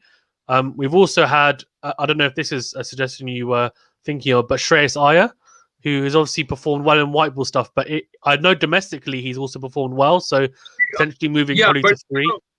The problem is these guys who have always been around and people have talked about them, people don't really notice or kind of look at the fact that there are performers in the domestic circuit who have gone unnoticed in the recent past. Like there's this guy whose name is Abhimanyu Ishwaran. He's in the reserves as well for this England tour. There's this another guy called KS Bharat. So there are a lot of domestic performers who have done really well. Like Hanuma Vihari was one of them. He averaged 60 in domestic. That's how he came up the ranks. He's not really an IPL star like others are. We keep talking about the prodigies that Prithvi Shaw and Shubman Gill are, but that's because they came into the limelight and spotlight so early in their career. Because of IPL also, they got some sort of push, and then winning the 2018 Under-19 World Cup. But then it's kind of unfair to people who are, slogging their asses in domestic for so long, so many years, and have actually proper techniques, maybe even better, if who knows, if they were given a fair chance at international level. So just how you got KL Rahul back in 2014 after getting impressed through domestic, how you got Mayank Agarwal in 2018, same with Hanuma Vihari. So why not look at these people? Why just keep looping back to KL Rahul, looping back to people who have been discarded, from Test cricket? So I don't think they will look at Shubman as number 3. Maybe if you had to, you might go with Hanuma Vihari at 3. He is an able batter. He can be a good number 3 as well for you. But you look, Pujara's record in England is also not that great. He averaged 26, 27. So I think this tour will be of huge importance for him as well. Maybe if he fails in the first couple of Test matches, you're looking at him being dropped again. Yeah, I can see that happening as well. Let me go through the rest of the comments very quickly. Magic Gamer says New Zealand winning. Yeah, it seems like it. Fuzzy09 says Taylor needs a 50. Do you think he'll get a 50 to his career? He might be, but I think it'll be slightly difficult as long as Williamson doesn't score anything and Taylor does. I think that's probably the only way for him to kind of get that 50. Magical Gamer says, wait, is this a joint stream? Yes, it is. Yes, it is, Magical Gamer. We're both streaming on both our channels. Thank you so much for joining. The start of the last hour, 1 more hour, or 50 more overs, whichever happens later. Yeah, I think there's a high chance that we're going to get a result, and the result that we're going to get is going to be New Zealand winning. Yeah, thank you so much, Magical Gamer. Much, much appreciated. Fazan, are there any particular comments you want to go through, and then I'll go through the rest? Yeah, I'll go through. I was just gonna try and make sure that people. So Saman says New Zealand got 2 lucky wickets in both the innings. In first, Jada got out down the leg side, and today Rahane got a similar way, which is true. Now Brummer is bowling a bit better as the ground is getting more and more dry and hard. That's interesting. In the first innings, it was wet, so soggy in the outfield because of Bumrah's back injury. He was cautious. That's very interesting. Maybe because it's a bit warmer, his back is slightly, I think it's a lot drier as well, which is maybe someone who's got slight back injuries is probably why. The only way to be fair in the future with this tournament is to play a home and away basis. That's very interesting. But why? What, would you not play in a country that is not one of the countries that's competing? You could just play in the UAE and just make it as neutral as possible, can't you? That will be so flat. It'll be like a 600 game. What's the point of that? To be honest, here it would I expected 200 plays 200, and that's exactly what we got. But at least this is better for competition wise. It's better to watch. Yeah. Agree with that. They have Abdullah. They definitely have switched to their Sri Lanka England game, and I can't watch the game. So Fazan, you have to kind of lead what's happening in the actual match now because I can't. Oh, you can't. Oh, really? Why? I don't have Sky Sports main event. I only have Sky Sports. Oh dear. Okay. Well, it's 108 for 2 and 31 more runs to win. So I'll leave that to Ashton for that. Yeah. Vishrat Bhatt says failing to get the lower order out has been a problem for this Indian team since the South Africa tour in 2018. So letting the tail wag, I agree. Aveline says I switched to hot star. Fair enough. Saman says India had a great chance in getting New Zealand all out around 200, but India couldn't get the New Zealand tail out, which is exactly what Vishrath said as well. Let's see, we've got that. Reno says felt bad for Bumrah, although things haven't gone his way today. Yeah, that drop catch was a shame, wasn't it? Yeah. This is interesting. So Saman says Pujara is an important part of this Indian test team setup. So even if he doesn't get 100, he's a really good player. And I think maybe Saman, and you can correct me if I'm wrong, but you're also alluding to the fact that the kind of aura he gives, and I guess being that person who is able to see out the top bowlers and give, frustrate them, means that the guy at the other end is able to then cash in. Which I feel like has happened at times when he hasn't scored runs, but he's just really held down one end, which has made a massive difference. And Joyce says, can we play Washi? So Washington Sundar as a low order batsman. He can be India's Steve Smith. A lot of people use that comparison, haven't they? Starting as a spinner and then ending up as a batsman. Big Smith says, what's up, Ashton? Hello, guys. Hello. Muhammad Zafar Tuck says, you think India could have gone with Shardul Thakur? Nah. He could have maybe provided the batting depth which India clearly lacks. I don't think it's the batting depth which is the issue. He can swing the ball though. He is pretty good with the swinging ball. I think he is. But would on his channel, Keshav mentioned a couple of times that Shardul Thakur was a potential option, right, for India. He swings the ball away naturally. He does, yeah. But in terms of pedigree, though, that's exactly what would you pick him? Not as class as someone like Siraj or Bumrah. Yeah, I get that. What do you think, Keshav? Do you think Thakur could have been an option? Look, people keep talking about how he can be handy with the bat, and they just put this tag of all-rounder very quickly to anyone in India who can bat a bit. But I won't really call him an all-rounder just yet, based on one performance in Australia. At best, I can maybe compare him with somebody like Stuart Broad down the order, who can once in a while do good with the bat. But like a Mitchell Stark, isn't he? Yeah, maybe. Yeah. I mean, to be compared with somebody like even a Chris Vokes, to be compared with Chris Vokes, he'll need more chances down the order with the bat. And forget about Hardik Pandya or Ben Stokes. That category is quite far off for Shardul Thakur.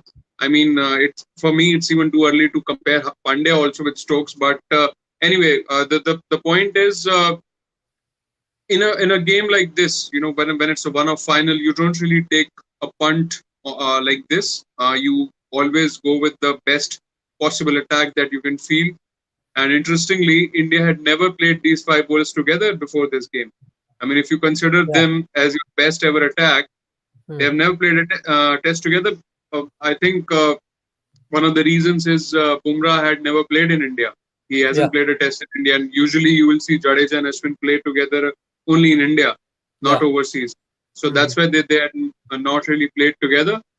But I think, I mean, it's again hindsight. If India would have done well, won, or maybe drawn the game, nobody would be asking all these questions. They will go under the carpet so easily. Just think of just the change in perspective of people on when the day one was washout and rain was forecast for the next few days. Everyone was blaming ICC and saying, "Oh, what a joke this is," and how such unfortunate thing that the first final of ICC WTC will be a washout and rain will play a spoil sport. And now the same people would be thinking, "Oh my God, rain should have been there so that at least if it's a draw, we were joint winners." Everyone was cribbing about the rule. Why joint winners if it's a draw? And now, if it would have ended up as a draw today, for example, hypothetically, if India would have had a hard-earned draw, then everyone would be happy about the same rule. So it's just the cricket. It's a funny game. Perspectives can change within sessions. Yeah, it's true, isn't it? And that's the beauty of Test cricket. That's why we love it, isn't it? Simon says, problem with the Indian team is that they don't think. They don't plan outside the box. They're very simple and straight planning. So I think maybe saying that they've got plan A and don't have a plan B or C, which I guess is, I don't know, is that harsh? Probably not. I think they do play one way in a way, and maybe they were a bit too one-dimensional, but maybe that's to do with selection, which we were discussing as well. I don't know what to write, and Keshav, you can probably answer this better. Is Mayank Agarwal more of a T20 or Test player? For me, he's more of a Test player, but I don't know. Would Keshav, you might know better? I think he changed a little after like March 2020. But Keshav, I'm going to pass this to you as the Indian expert right here. He can be a good player across formats. Let's not put a tag to him. I mean, he proved himself in the Test format when he came onto the scene, and he averaged over 45 for a good amount of period. And then, once he had that sort of success in IPL in the UAE edition last year, I think for some reason, maybe it's muscle memory or something, he tried to bring the same sort of style and change in the batting approach in Australia as well. So maybe I think that's one of the reasons why he failed in Australia and, really kind of lost his spot in the team. And the good show by Shubman Gill also, didn't really work in his favor, isn't it? I mean, he then dropped down the ladder in the pecking order, and then Shubman Gill and Rohit were given, they should have been given a longer run, and they rightly so, they are still in this final. But I think come the England series, you might see a lot of jiggling in the Indian batting order. Okay, interesting. Sorry, I was making loads of faces because Ishant Sharma just brought an absolute beauty to Ross Taylor, just missing the outside edge, just angling in to right-hander and then just seaming away, and got very fortunate not to nick off there, but absolute beauty. But still 28 more runs needed and 111 for 2. But yeah, I agree, Keshav. It's interesting because clearly India have got so much strength and depth in just in terms of a pool of players, right? It's just a question of how can they select the right 11 for each format now. And I think were, as most teams got to this stage where they thought, oh, you can just have loads of cross-format players, but now it's more you're specialised. And I think the IPL has probably helped in that sense as well, which is good to see. Mohammed Hasnain says Sri Lanka's won the toss and are batting first. Okay, cool. Honestly, if you look at how Indian batsmen batted in these 2 innings, to me, actually, I'm kind of okay with how Rohit did, because he was always an iffy starter, and for once he has now got past those iffy periods in the beginning, and he's got a couple of 30s in this test. So I will have better hopes from him in the England series. Now that he has gone past this WTC final, gave India good starts as well. So I think Rohit will be a sure shot starter for the Indian batting lineup for all 5 games. I think the scanner would really be over Pujara and Shubman Gill for now. Rahane looked good in the first innings, got out to a very atrocious kind of brain fade moment in the first innings, and today also, I mean, you see that a lot with Rahane, getting out down the leg. So these guys, see, they have been, this middle order of Pujara, Kohli and Rahane has been there for a good 7-8 years now. Since Sachin retired in 2013, I think these three have, they have held this spot for so long. So maybe you need some sort of fresher approach. Maybe just try somebody else, like Shreyas Iyer, who's a regular in the ODI. But I really fear about his technique as well, if it's good enough in these conditions. So England series will give us more answers, I think. Yeah, agreed. I think the England series it'll definitely test the batsman's technique. So it's interesting. I guess maybe I don't know if there's question marks around that 3-4-5, that kind of partnership being a little bit stale. And if you're saying it from 2013, 8 years, and they've been incredible. I mean, probably one of the best 3-4-5s ever, really, to be fair. But there does come a point where there has to be a succession plan, and there is a passing of the torch. So obviously it's not going to be Kohli. So it's just who's going to make way. Today, somebody told me captaincy-wise, Kohli has been around for 6.5 years. That's the longest anyone has captained India in tests in the history of the game for us.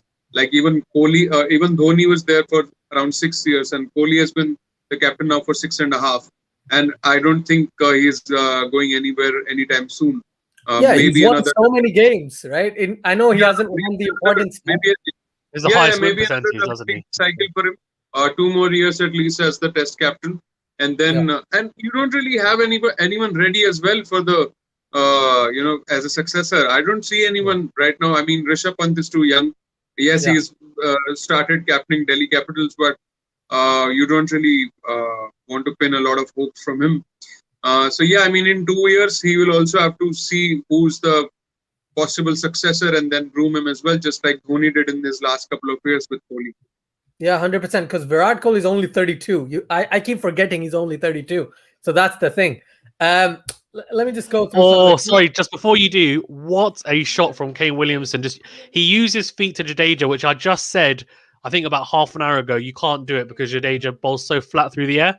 But Kane Williamson, being the incredible player that he is, and with a low sense of gravity, just dances down the track and flicks him wide of mid-on. Unbelievable shot, and just times it for 4, a much-needed boundary because they were getting bogged down in the over. So it's the first runs from the over. I think there's 1 ball left, but beautiful little flick from Kane Williamson, and dare I say it, Asian-esque, to be fair. Oh, nice. Speaking of Asian-esque, there's another triple. Have you noticed there's so many threes in this game? Because the outfield was so slow initially. There hasn't been as many in this innings, has there? Because it's got warmer, isn't it? We just had one from Taylor. And I'm using some means to try and watch the game, because clearly Sky Sports Cricket doesn't want me to watch this game. Some means, I love it. Some means, yeah. So we finally got some sort of visual. So yeah, Taylor gets 3 runs off this delivery of Ishant Sharma. That's a good point. What do you think, Fazan and Keshav, there? I wouldn't play in a country that favors seam rather than spin. It's just New Zealand, for instance, rather than preferring the other side, being as neutral as possible. What is the most neutral place that you can think of? Because UAE, flat as anything, spin friendly, yes. England, seam friendly, as we already know, right? What kind of place would you consider, especially considering it's happening in June? We can't use South Africa, Australia, or New Zealand, right? Where else can we play? Look, I'm going to be completely honest with you, and I think the conditions is just like we can't make excuse about the conditions. And I know that's not what Andy's saying. I think Andy's saying that it needs to be like an even game, but you can't predict who's going to make the final. So then you can't predict who it's going to favour anyway. So you just need to pick a venue. It's like the World Cup final. like wherever it's played, whoever makes the final is the best. I think the only difference is obviously in a World Cup final, you're playing all your matches beforehand in those conditions. So then it really is whoever is the best in those conditions makes the final.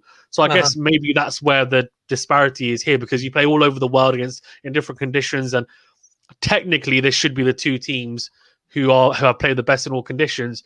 But to be fair, New Zealand have played a lot of tests at home. Not saying they don't deserve to be here, because I think they are the top two teams and potentially will be top one if they win this. But yeah, it's a difficult one. I just think you have to pick a venue and then just get on with it, really. I mean, look, you change it every time, but I don't think it's a big factor, personally, anyway. All right, no, fair point. Keshav, what do you think? See, moving forward, if you were talking about WTC finals, and if we continue with just one-off final, not a best of three, then I think they can have this rule if need be, that the team which will top the league round, they'll be given the rights to host the final. I mean, that can be a reward for topping the league for the 2 years time, and that way nobody will really contest that decision, because that team would have earned the right to host the final because they were on top for 2 years.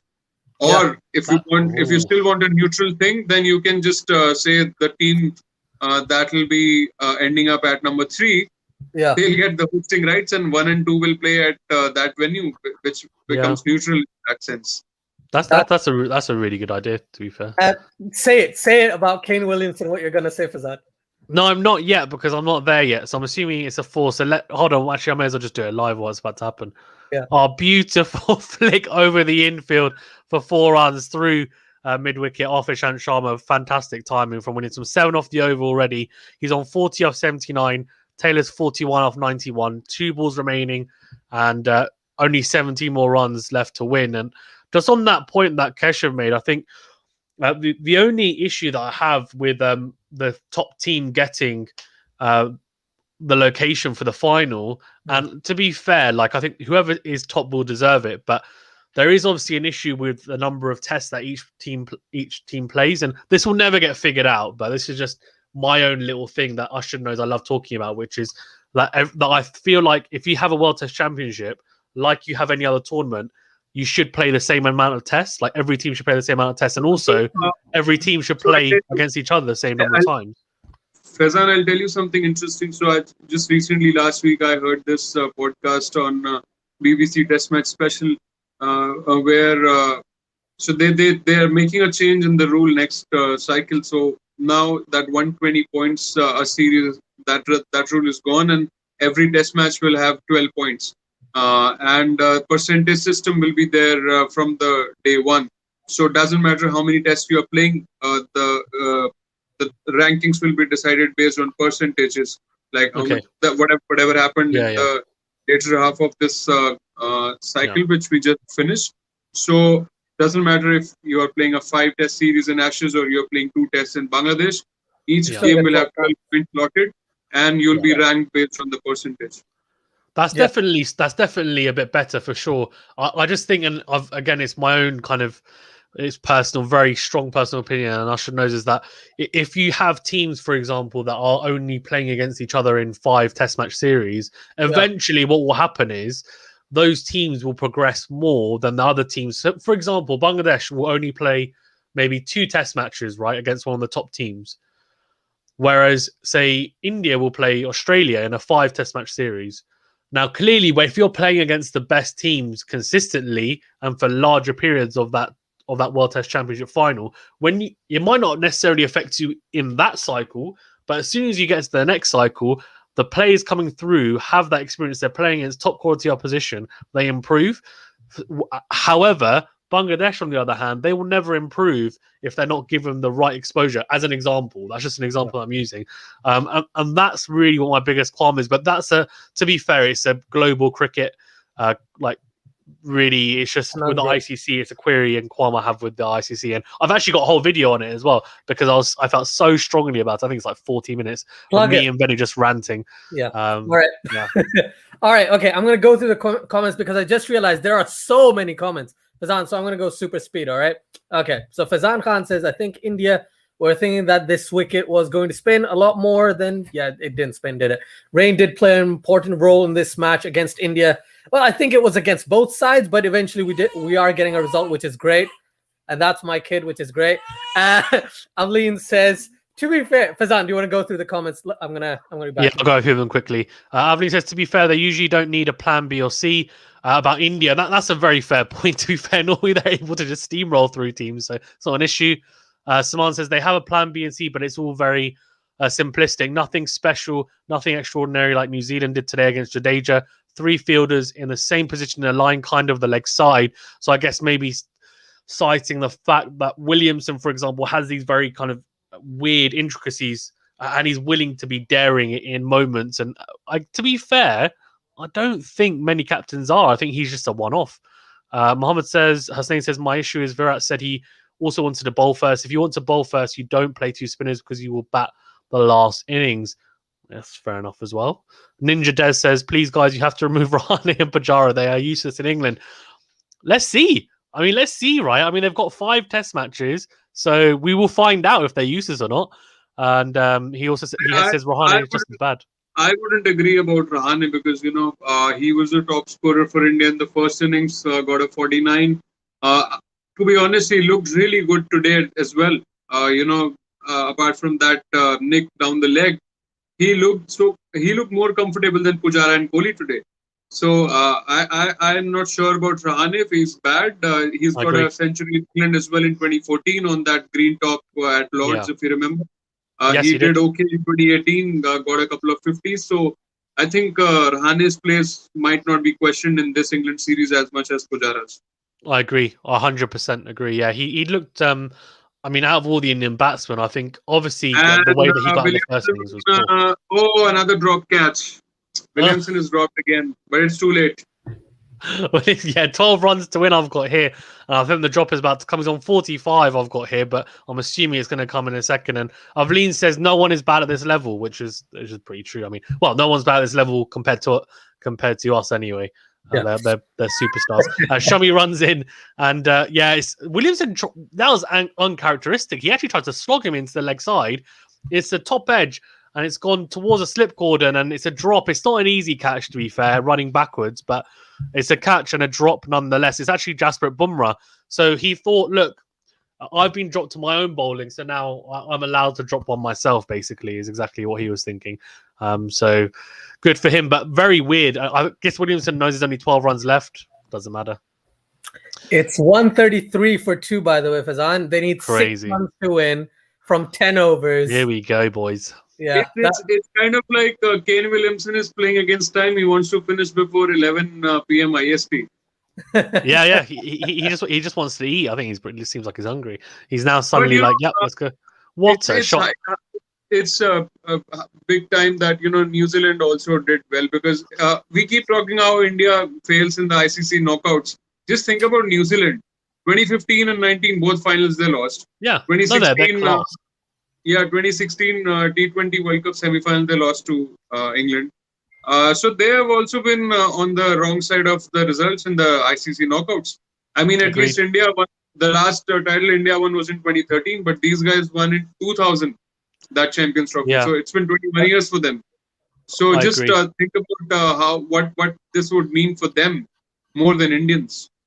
Also, and think about how much it will mean for New Zealand in that their population is less than London here in the UK. Yeah. So the fact that they will win, which they are going to win now, it just shows it shows that look, there is no excuse for not being able to do well at this level if you apply yourself in the right way and have the right structure in place. Williamson also getting past 50 with that 4 flicked into the leg side, which is unbelievable.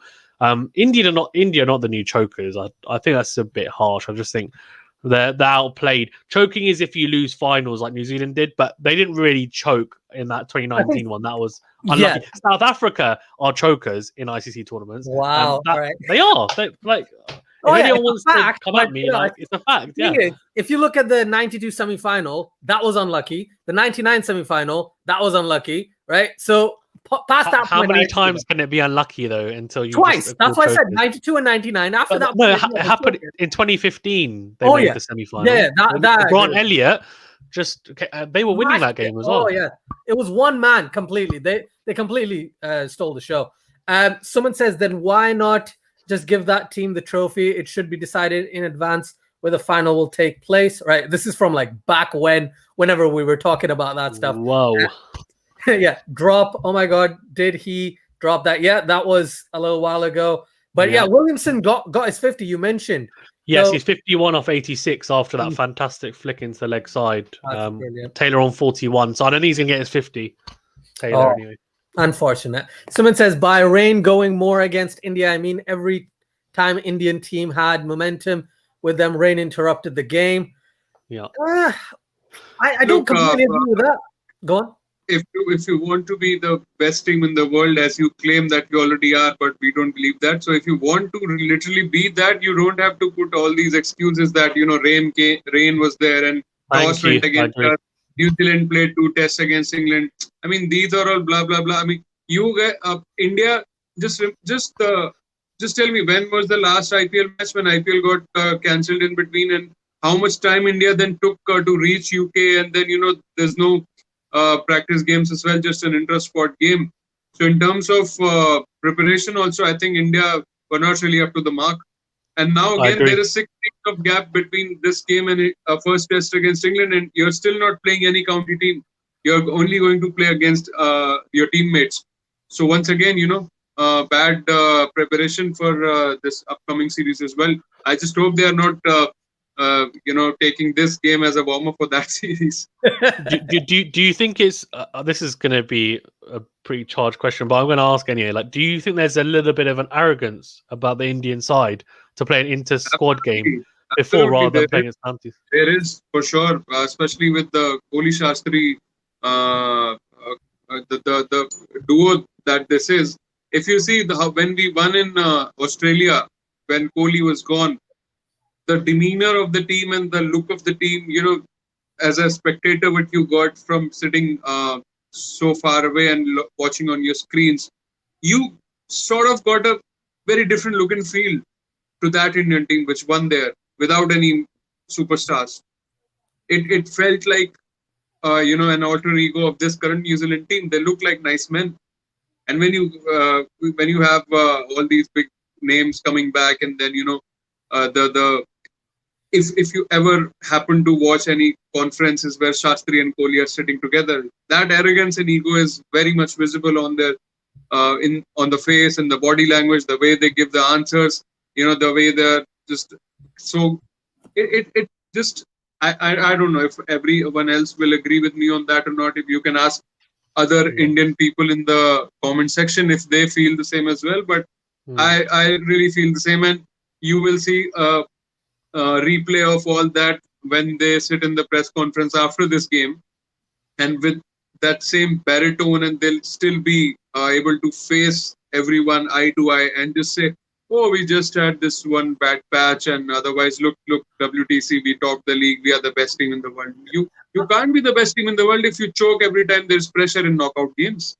I guess it's a bit of a chip on the shoulder, and Ash, I'm just going to go through some of the questions because some of them are actually about this. Because Ankan says, to be fair, hasn't India always somewhat struggled in English conditions? I think, they have, and most subcontinent teams struggle in England. To be fair, I mean, Pakistan haven't always, but that's because we had a lot of good bowlers. Nowadays, we do struggle, but India historically haven't had fantastic seamers. Now they thought obviously it'd be a lot easier, and we will see. Obviously in the England series, but I think it's going to be closer than people think. This is a very interesting point. Vishwa says, I disagree with the plan thing. I think India were pretty creative in the recent Australia tour, obviously citing the fact that they had so many injuries. But to be fair, Vishwa, Keshav did say that when Kohli wasn't there as captain, there was a different feel around it. So maybe it was a fresh approach. When you've got nothing to lose, I guess maybe there is a different attitude towards that as well. And to be honest, they went to Australia quite early as well because of the quarantine rules. They were there 2 weeks in prior, and I think they played a couple of practice games as well. And they also played the white ball series before the test series. That's why they got the success also, right?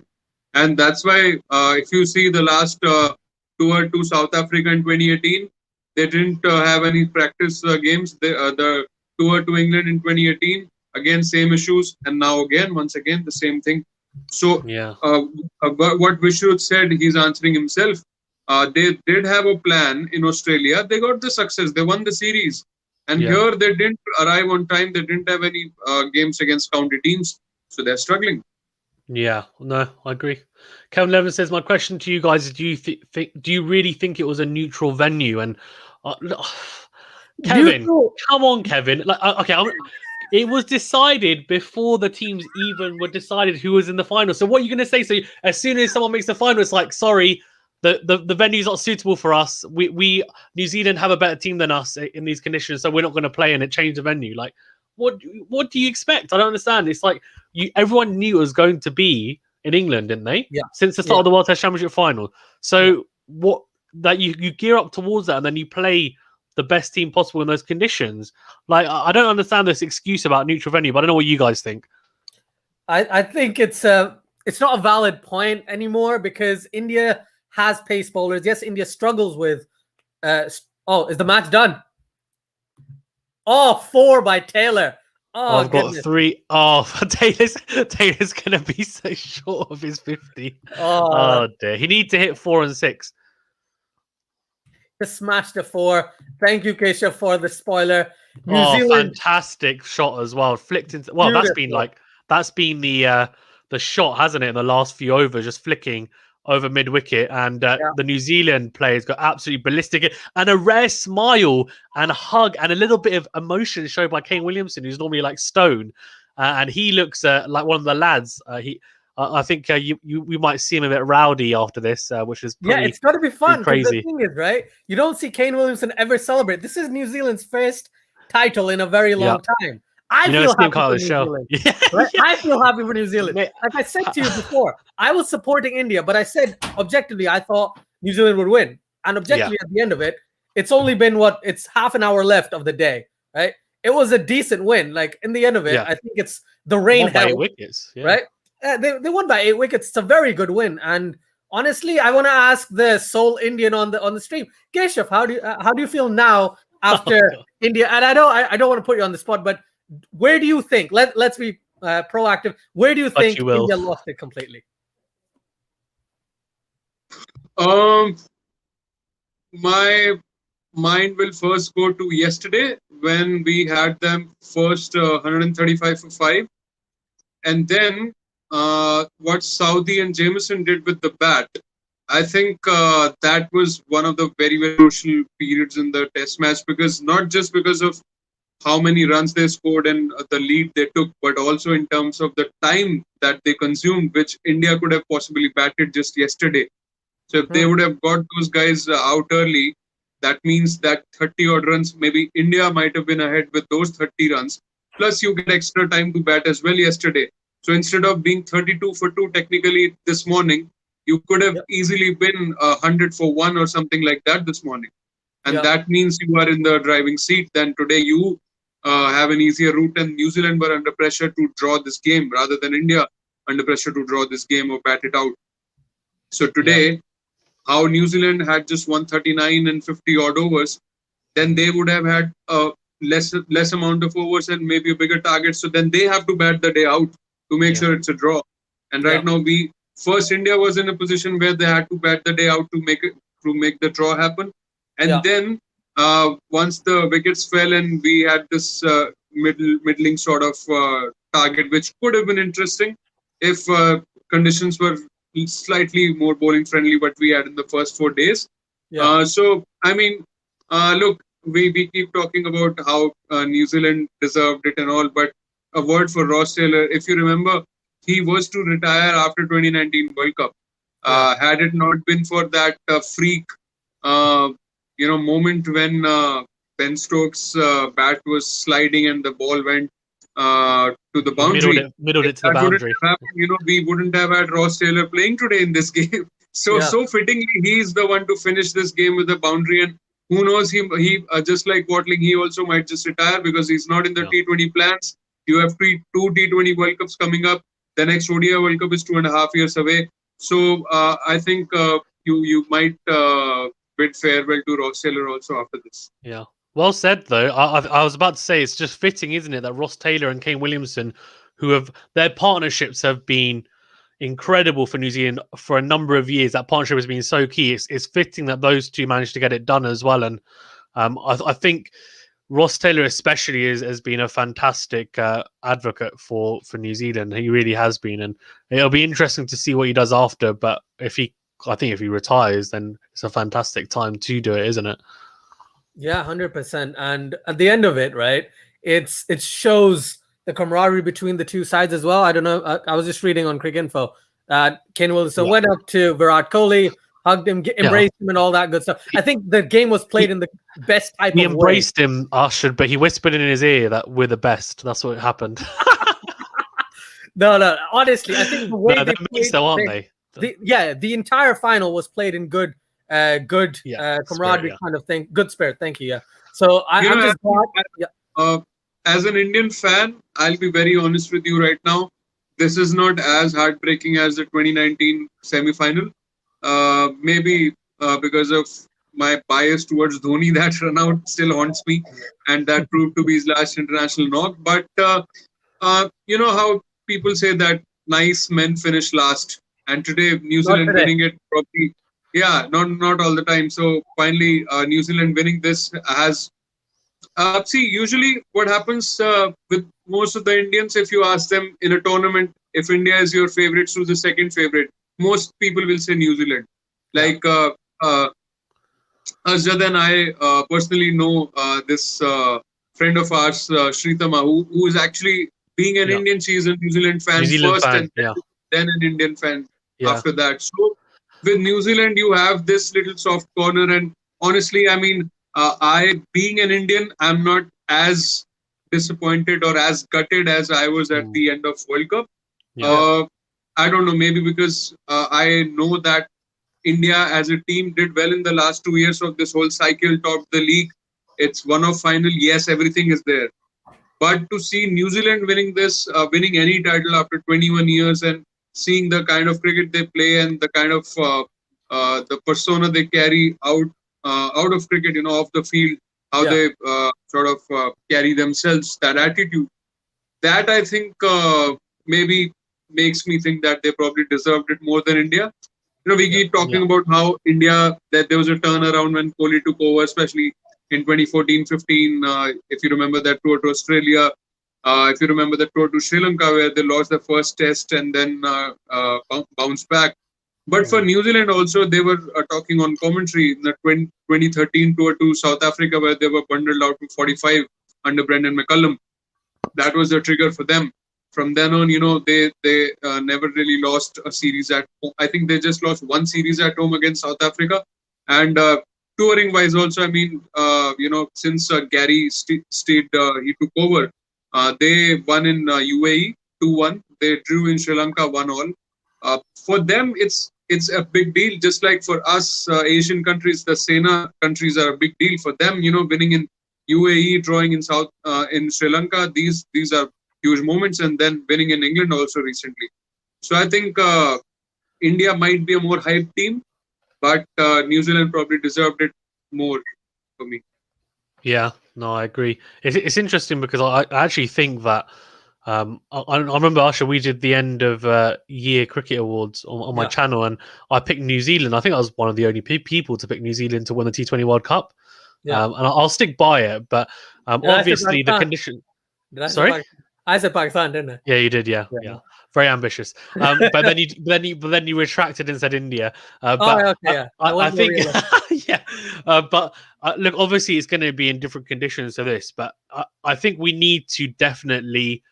It's funny because again, I don't know why I'm going to talk about another channel, but obviously a lot of people here, I'm sure, watch The Great Cricketer, and they talk about the Asian century and how obviously India are going to take over world cricket, and rightly so, because they've been very dominant.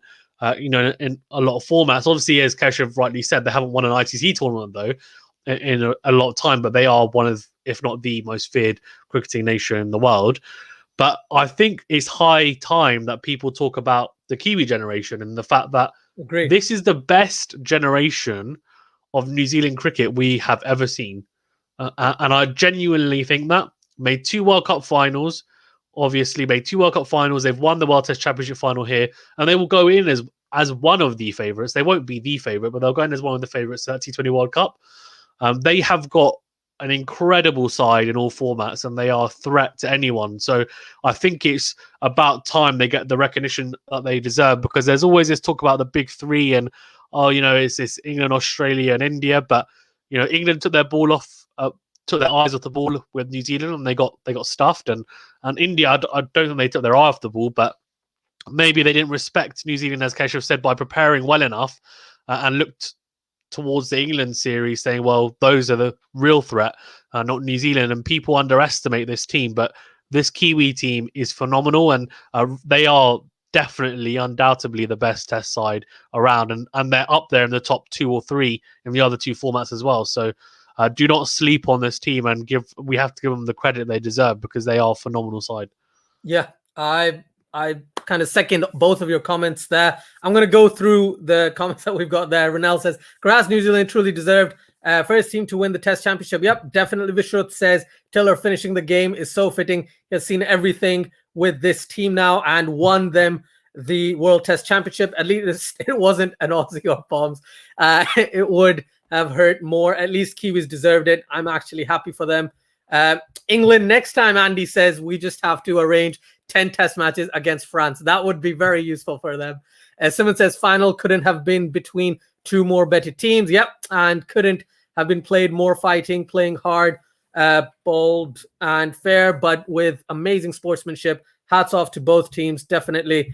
Andrew Cook says, ex-Black Cap Mark Richardson is a presenter on one of the breakfast TV shows. Oh, that's nice.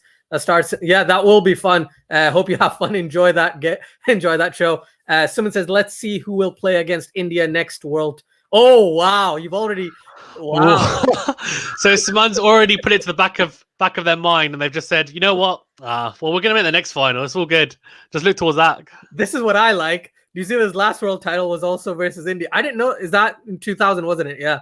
Champions Trophy. By the way, India is playing England and South Africa away in the next cycle, and New Zealand at home.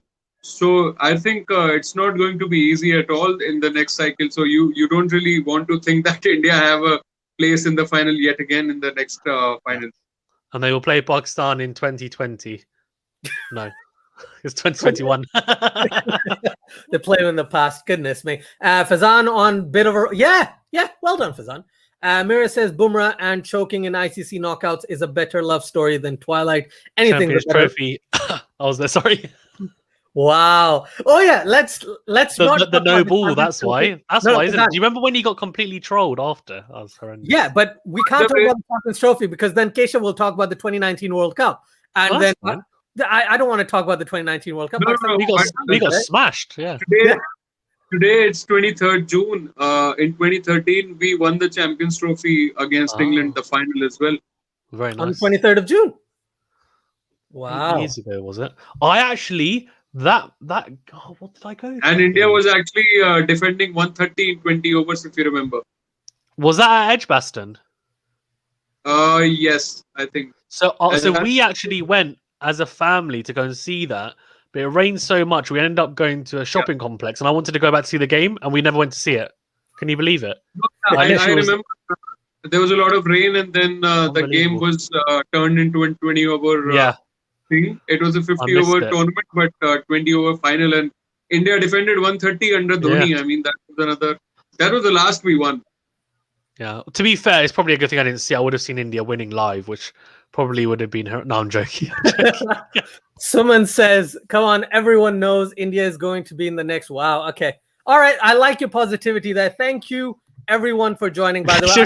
Keshav shaking his head because he's like, this is a chip on the shoulder that Kohli and Shastri has, and it's infiltrated into the fans. Do you know what? I really want to see what that press conference where Virat Kohli and Ravi Shastri sit and talk about this entire World Test Championship final. Keshav, if you find the link, do send it over. I really want to check that out.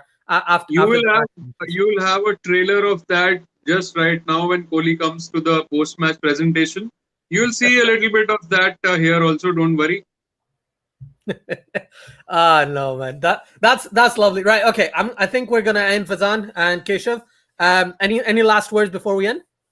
No. Just well done, New Zealand, and unbelievable performance. Well deserved. Well played India though as well. They played their part, and good to see a result because obviously it looked like it was going to end up being a draw in the end. So at least we don't have this joint winner, which is just a load of rubbish, really. But yeah, thanks a lot, Kesha, for being on, and obviously Ashton for doing the joint stream as well. And please remember to not just go over and subscribe to Ashton, which I think a lot of people watch you on Ashton's channel, Cricket for Us 2.0. Subscribe to his channel. Go over to Keshav's channel as well. Go and subscribe to his channel. He does a lot of cricket content, and of course, subscribe to mine if you don't mind. I really appreciate it. And yeah, thanks all. Sounds good. Keshav, any last words? Last words for me, I think as an Indian fan, we should be proud of the team, of how they have really, changed the way we've been playing Test cricket for the last few years. I mean, yes, we lost yet another final, but you have to also admit that there has been a lot of improvement as well in this Test team, especially as a bowling unit, more than the batting, because we have the attack to take 20 wickets in any condition, any country, but it's probably the batting from which we have more expectations, and time and again they sort of fail. So yeah, I mean, I am disappointed, but to see New Zealand winning a title after so many years, and if our heartbreak in 2019 semi-final was big, then just imagine what New Zealanders would have gone through after that final. Yeah. I mean, if India would have lost a final like that, I'm sure half of the people would have been admitted in the hospitals for heart attack. So, so what New Zealanders went through, and they have bared with it for these 2 long years. And, for now, I think it's their time to enjoy. I'm happy for them. I'm not going to be very, very pessimistic about India as well. I would be happy if we won this upcoming series in England. So, at least we'll have 1 silverware after this UK tour. All right, yeah. Fantastic. New Zealand were always seen as the gracious losers, weren't they? But now they are the gracious winners, which is nice to see. And I agree, Keshav, like 100%. India have got a huge series against England coming up, and I wouldn't be surprised if they stuff England, to be honest with you. So I'm sure it'll be a great series. And look, India can play, man. They're just New Zealand are top team as they showed against England. So I think the new cycle begins. And as Saman said, look forward to seeing India in the final. Yeah, that'll be a lot of fun. But yeah, thank you everyone for watching. Please like, share, and subscribe to Cricket for Us 2.0, QualityShot, and Cricket's channel. I just saw Mike Hesson on the screen at Star Sports. So he was also instrumental in the success for this team, because he took over in 2012 when I think John Wright was the coach before that. So when he took over, and he paired up with Brendan McCullum, so the change really started under him. And it was a shocker when he left in 2018, a year before World Cup.